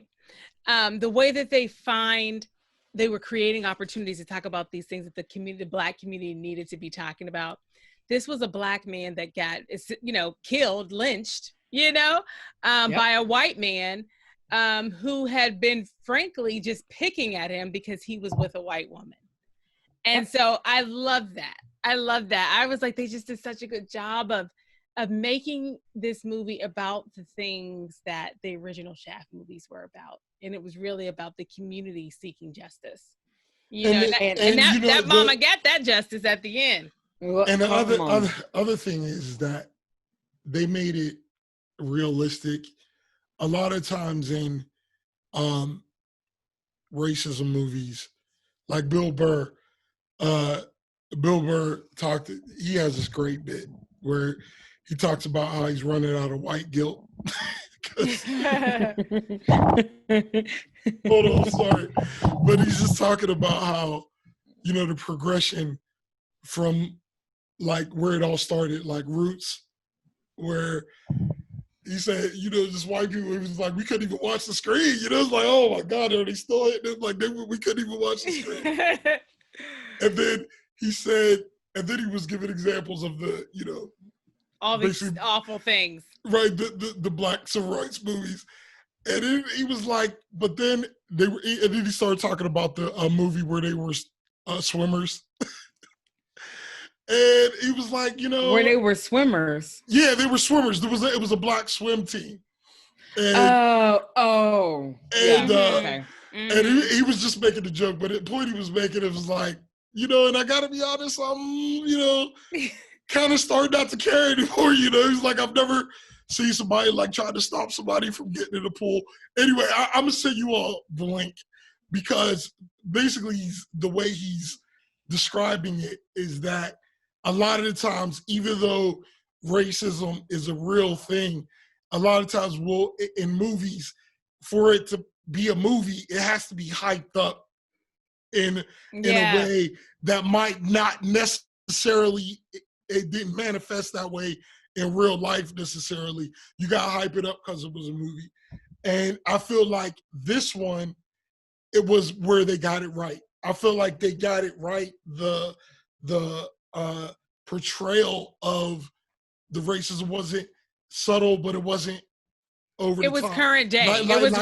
It was the way it plays out in 2000. You can actually see somebody, because I mean we all grew up in Pittsburgh, and you can see somebody, even though it didn't happen a lot, but you can see somebody like him who grew up spoiled. Totally. We know those people. Rich, grew up, and then the mom died, and then, the mom got replaced, and he's just mad. He just doesn't even know where to put it. And his life has never given him any checks and balances, and so he doesn't even know how, like, he just literally has no consequences in his life, so he does whatever he wants to do. We know those people. All day long. We know those people. He does. And so I just felt like that was great. I think it's important as well to say that, Mekhi Phifer's character was like, okay, so we're going back and forth. You've embarrassed me in the restaurant. Now I'm going to do the same, and then I get back at you. Hopefully we're done. But even so, he cuts. He couldn't even stop. Mekhi Phifer's character goes and cuts holes in a white napkin and puts it over top of the bad guy's head and makes him look like a KKK member. To that, his friends start laughing at him, and the whole like restaurant is like, yeah, get him, because how he's being is unnecessary. And honestly, Mekhi Phifer still in his anger, because as a Black person, you can't fully express in that moment what you're actually feeling. He goes outside to continue to take the steam off of being upset about this, has a smoke. He's just out there minding his business, helping his anger to come down so he can walk back in. And that's when the killer comes out and hits him, picks up the silver pole and busts him in the head. Out of him, he did that to him out of embarrassment. He 100% killed this man only because he was embarrassed. That was it. And honestly, I feel like that was a lesson. A lesson in and of itself that you have choices to make in those kind of circumstances. And I believe that it's a lesson of there's sometimes to walk away, there's sometimes to engage, but I don't believe that there's a time to halfway engage. So it's like if my lesson I took from that is if you're willing, if you're going to take it there, then you need to take it there until it's done. Like, don't take it See, there. I thought Mekhi Phifer was really de-escalating, though. I really thought he had handled it in a way that was de-escalating. Yeah. He was until he. The napkin. Yeah, I mean, you know, like that's. Yeah, that was the escalation. That was that, and not just a small one. I mean, that's a pretty big escalation. And I'm not even saying that, you know, whether or not he should have did it could be another conversation. I'm just saying, if like there are certain arenas that if you're going to step into this arena, you can't just walk outside and smoke a cigarette with your back to the, you like totally. Like, and you know what else? You're a black man with a white woman. You're signing up for a couple in of a things. white restaurant. Yeah. But I understand. I get what y'all are saying, but y'all. No, he was dishing it, talking about totally Henny and all the he was saying stereotypes to him. All Mekhi Phifer did was say a stereotype to him. But Mekhi Phifer made it physical though. And I'm just saying, I'm not saying whether or not he did it. I'm just saying it's one of these things where it's once again, as a person of color, you end up having you have to have a level of not fear. A black person, not a person of color, a black person. As a black man, you do have to have a level. You have to let go of some of your autonomy in these situations. You just do if you decide to go into them. I get that. I get that. And you know what? I want to point out one other really important thing in this movie, and then I can introduce the next movie really quickly. So John Shaft, there was a quote that I wrote down, and listen, I want to let y'all know I wrote it in pen. It is not neat, so I don't know if it's exactly the right quote, but it's important because it is about how the system was not going to bring this man to justice, and it was the thing that made John Shaft quit. And he said, I remember taking that job thinking I could fight the good fight from the inside, and you telling me about the problems. That color thing, too black for the uniform, too blue for the brothers. Justice gets tangled up. How justice gets caught up in red tape or just bought out by the green. Fuck that job. Fuck the badge. Yeah, I mean, powerful. Well written. I mean, come on. It's like justice gets caught up in red tape or just bought off by the green. Come on. Yeah. That's so good. It was still like some of that classic Shaft movie type. Yeah, it's like, come on, baby boo. Oh no, this baby was boo. Baby boo. Baby boo, fuck that badge, baby boo. It's my duty to please that booty. I'm gonna tell you, like, look, totally. I'm gonna tell you like this. I love that movie. I love all of people in Hernandez's parts. I love when he was in jail and he was like, "You like golf? Cargo woos. I like him." I just thought that he was so good. I mean, if there was, and I'm sure if I did a Google search, there would be something like a listing of like the best bad guys of all time. But I just gotta say, in terms of my movie watching experiences, in terms of a bad guy where you're like rooting for him, yet you hate him, it's like, because he's complicated, but he's awful, and you want him to lose, but you want him to win. And it is just, I just thought he did such a good job of bringing nuance to that character. It was just so good. Another color, like a community, the Latinx community, them being in a situation where his thing to him was, listen, get me into those spaces so I can get some rich white people to be my customers. Right. You're like, that's a good business plan. That's a good business plan. But here's the thing though. Here's the arrogance of this character. You come to his house in his hood and you're telling the important drug person, no, I'm not going to do this thing for you. Arrogance. Arrogance again. Yo, you're in his hood, in his territory, in his apartment, telling him, no, I'm not going to do this for you. But that's Here's what his life has told him. I was like, his life has told him he can have whatever he wants. Exactly. I was like, this is so good right now. Yeah. Yeah. And you know, so I wish we need to move on, but we didn't even talk about Vanessa Williams as his partner, but she also did, I thought, a very good job. Yes, and she wasn't sexy in this part and this role at all. Not at all. And I appreciated that. And it's relevant for the next movie too, that as they modernize the movies, they did take away some of those tropes that are problematic in current day. They did not have Samuel Jackson as they didn't show him as like a huge womanizer, you know, which I appreciated. So the things that would have made him more problematic, they didn't do a whole lot of that in Shaft the 2000. I mean, they did show him being a womanizer, I would say. Did they? Yeah, because like the you know, like how the bartender when he was at his surprise birthday party, you know what I'm saying? But it was only her. But that was the only one though, and they I don't remember anybody else. And they seem to have been like. Well, he also was messing with LT's wife before they got married. That was another. Yeah. Because remember, that's how he pushed him in. Yeah, but that was like the history. But I still felt it was different from like he's now like they didn't show him like sleeping with all. Okay, women. Got you. You know, and also it was these women owning their sexuality because she was inviting him to her apartment. So you coming through?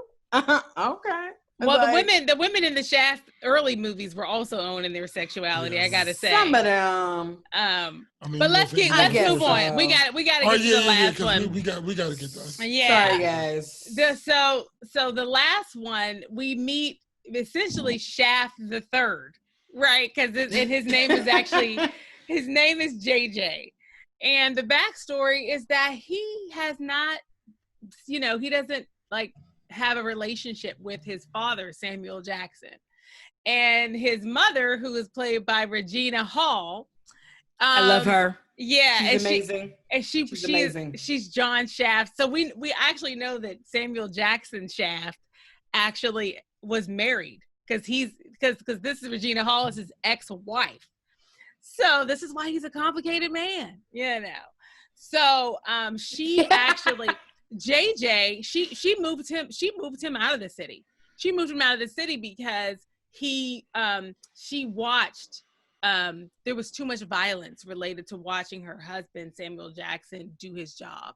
And after she and Shaft and baby JJ survived an assassination attempt, she took him out of the city, and that is when her relationship with Shaft ended, with Samuel Jackson Shaft ended.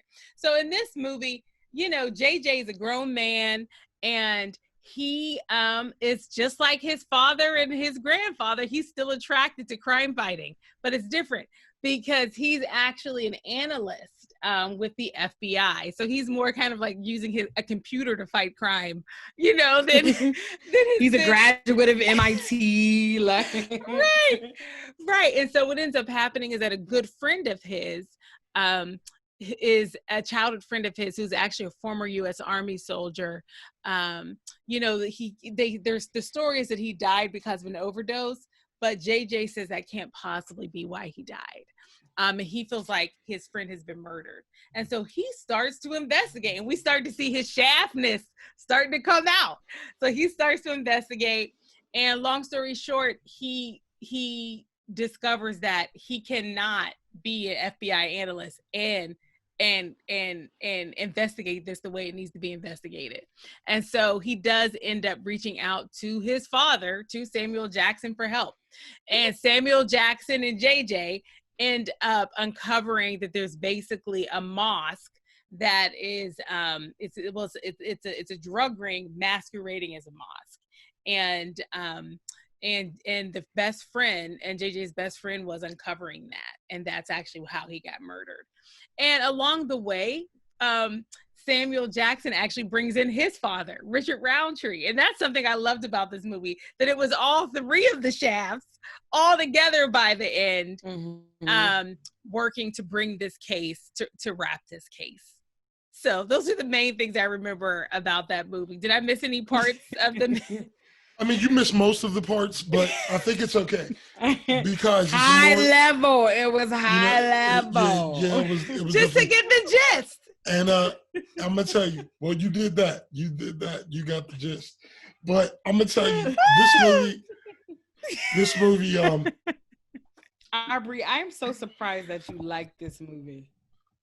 Oh no, I don't like this movie. I love Shaft because I was like, I really love this, huh? But why?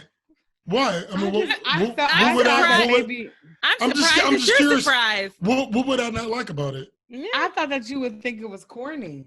I thought that you thought it was corny. Like what part? What part? Like I don't know. I just thought that I felt like just the feel of the movie that you wouldn't be like into it. It just surprised me. Maybe because of who the character was or even you talked so passionately about Shaft in 2000. I was like, oh, he really liked that movie. Oh no, I love. And Shaft. maybe I've never heard you talk about it. I've seen that movie so much because, I mean, Peoples is just. I could just watch all the People's quotes from the old movie strung together. So good. But anyway, this one I thought was so good because, and it didn't get great reviews, but I felt like people were trying to take it too seriously. There's certain movies that are just supposed to be fun. Yeah. And this was just a fun movie, man. Totally. Like just seeing him, and I'll be so curious to see where they take JJ. If they Well, bro, I gotta tell you, so the budget for the movie was 30 to 35 million and it only made 21.4. Oh no, that's done. So I don't know if we're gonna get another one. No, I can already tell you you're not getting another shot. Unless somebody just you're not getting another shot. Like how they picked up Bad Boys. Yeah. But you know what they should have Bad Boys never not made money. No, I'm not saying. I'm just using the example of if someone picks it up later, it does something to it. That was my only statement for that. Yeah, Shaft in 2000 the story was by John Singleton, screenplay John Singleton, produced, directed John Singleton, and that is the one that brought in the 107. This one, why didn't they get John Singleton back? It's like they did. But I also think that it was the character. It's Kenya Barris. Kenya Barris did the screenplay, right. And it's produced by John Davis, directed by Tim Story. So they didn't keep the secret sauce. But the other part of that is they got an actor that wasn't extremely notable, which I can appreciate. They got someone younger. I know him from Stars, a show that was on Stars, but he wasn't someone that was famous. Yeah. And then also I think that it took us out of the normal Shaft character that everyone is used to. I think that a lot of people were dumb and they didn't like that, which I thought was dumb, but whatever. Yeah, I thought it was a good movie. It might have been, I don't know. I will have to talk to somebody who didn't like it, but I'll say that even me, I liked it. I loved how me too. They're all very Shaft. They're all very Shaft. But they're all Shaft in their own way. Yeah. And cause let's say they had another movie. I could see them going into the whole, if they wanted to, they could go to the womanizer trope with him. But I would prefer to see him get married his way. Married to the main girl from this movie. The girl that was a doctor, yeah. Yeah, because that would be funny to see the conflict in the previous Shafts. Just that conflict between, is this my son? That was funny to me. Like that was funny to me. And then you can see, like, no, that is his son. Like when they did the Samuel L. Jackson gun shootout. And then right after that, you know, they had him do his shootout where he just, or like when he was fighting and he knew how to take care of himself. And I think the way I would like to see a movie, I mean, there's so many things you could do after that. Mm-hmm. So it's unfortunate that we'll probably never see a sequel. And it's too bad because that the newest guy, Jesse Usher, basically Shaft the Third, he really hasn't had his own movie because the Shaft of 2019, it was still Samuel Jackson at the front of the movie poster. Mm-hmm. They were still advertising it. This was a Samuel Jackson movie. Yeah. Now, the way the storyline started, it's centered around Shaft the Third, but this was advertised as a Samuel Jackson movie. Yeah. And so that to me could have been enough for it to get yet another, like a third one, you know, with the new Shafts. So it's too bad because now Jesse Usher might not get one where he gets to be the lead Shaft. Yeah, which will be too bad because I thought he did a good job. I thought the movie he did really do a great funny. job. He's a great actor. I great actor. I thought the movie. Good job. I thought the movie was funny, and I thought that I thought the movie was very funny, and I thought that the way they had the chemistry between all of them, was good, and I like the action scenes. I like the they still had women in here that were not passive. Yep. The Regina Hall's character, when she was on a date with that guy. He was acting like a little punk and he was screaming. She was like, what? I'm gonna tell you. She did a good job. That was so I love funny. that part because women don't admit this that fight, that battle that she was having, and I love how they showed it. I love how they showed that battle in her head because with her mind, she's like, no, this is a good guy. He's here on time. He's clean cut. He smells good. This is a nice man. He's looking for a nice woman. And you know what? Because she lived the other life. She watched somebody try to kill her son.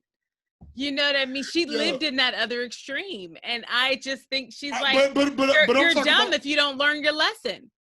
But I'm talking about even in that moment, because right after she got done struggling with this dude, she sees Shaft up in here wrecking shop. You know what I'm saying? Like she sees Shaft in here wrecking shop. And like with all her mind, she wants to not be attracted to this. Yeah. But even Shaft is like, gunfights don't turn you on, don't they? And she was like, why are you saying that? Them hard ass nipples. And she's like, what? You know, like it's just funny because I feel like that's a real I feel like that's a real battle that a lot of women go through because like you could be sitting in front of this guy that checks all the boxes. And you can make a conscious decision to like, I am going to be with this guy. But then that other dude he just ignites something. That's just a funny thing. Also, I feel like Shaft was her first love. So that's another part of it. Totally. I think for you, bro, you're not going to see that. But as a woman, you see that this is also her first love. Did they say that? They did.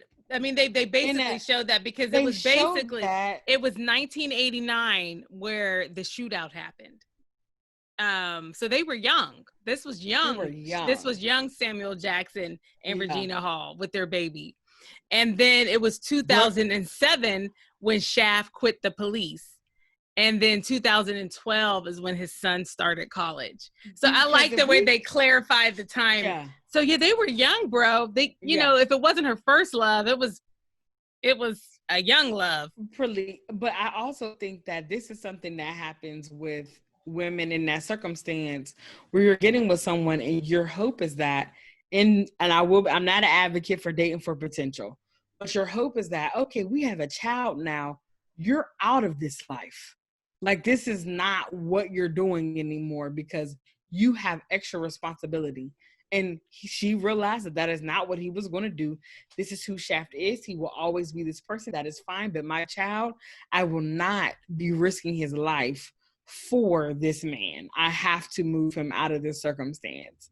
And that's what I think her character is. But also with that, she's from the hood too. She's a ride or die. That's what she was like, fighting as well. This is a good dude. But it's like, no, in the inside, I'm gangster too. Like, and even with the MIT Shaft, his girl, she carried the gun. And he's like, I don't like guns. She was like, I thought you didn't like guns. He was like, I don't. I mean, I don't know how to shoot them. You know, right, that was so good. And she was in love. But I'm saying, look at her too. That was another example of. It's the same thing, and But you know what? It's complicated. It's complicated. I'm just saying, and I know in advance that this is not true, and no women that you ever met deal with this. But I'm saying in things don't do us like that. We do not say that. In experiences I've had, that's just an interesting. It's very real. It's very real. It's very real. And I think they did a funny job of. They did. Of highlighting it. And I have to share one quote I did write down from this one, because sometimes when a nugget is just so good, you just got to write it down. So I think it was his son who was talking about Samuel Jackson, and he was like, he thinks he's James Bond. And then Samuel Jackson said, if that guy was real, he'd think he was me. I was like, this is so good to me in my soul. I just love that. If that guy was real, he'd think he was me. Drop the mic. We're done. We're done now with this recap. Oh my gosh, y'all. This has been so much fun. Now we have to say, we have reviewed 5 movies. That's a lot. Ooh, we have reviewed 5 movies that span from 1971 to 2019. And will you give the Shaft franchise your afro? Yes. I am giving a full picked out Angela Davis afro. Me too. And I'm giving one that has been picked out with a wooden comb. Picked out nice and neat. You get my afro, Shaft franchise. Listen, I am giving a giant black fist afro to this whole franchise. I'd watch them again. Yeah, I definitely so watch good, them and again. I would recommend them. Even to people who aren't necessarily action movie fans. Yeah, I still think they're all really worth watching. And one thing I do want to say is that they put in the movies is how Shaft likes to walk into traffic. They put that in all the movies, how Shaft will walk into traffic and now wait for it to stop. It was in all of the movies, just walking up the middle of the street. Yeah, that's how bad Shaft is. They did a good job. And all 3 of them did it at the end of the last show. Yeah, with their long jacket. And Brittany, they all again fall winter wardrobe. Listen, long leather jacket. First of all, Shaft is too cool. Shaft is too cool to ever get hot. That's so true. Okay. It's so true. All right. Yeah, true. The seasons wish they could adjust his temperature. Nice try, seasons. Oh, so true. Good. All right. He makes outside hot or cold, depending on how he's feeling. Well, you know, you can see he's a bad mother. Shut your mouth. And I think we'll end on that note. Thank you, everybody, for listening. Bye, you guys. Bye. See you next time. Y'all just don't do it unless I ask you to do it. We always forget. Oh, wait, we need to tell them what we're doing next. Oh, yeah. The next one is actually the one we've been wanting. We were waiting to do it. And now it's finally our big chance. We're going to recap 7 Brides for 7 Brothers, which is a musical from 1954. Let's do it. I'm ready. We went from an all blackity black movie to what's happening here. Well, I'm gonna let you know, even though I've seen it 53 or 147 times, I'm still going to watch it again. Me And too. Absolutely. Top to bottom. I'll be ready. Top to bottom. I'll be ready. All right. Thank you for listening, everybody. All We'll right. see you next time. Bye. Bye.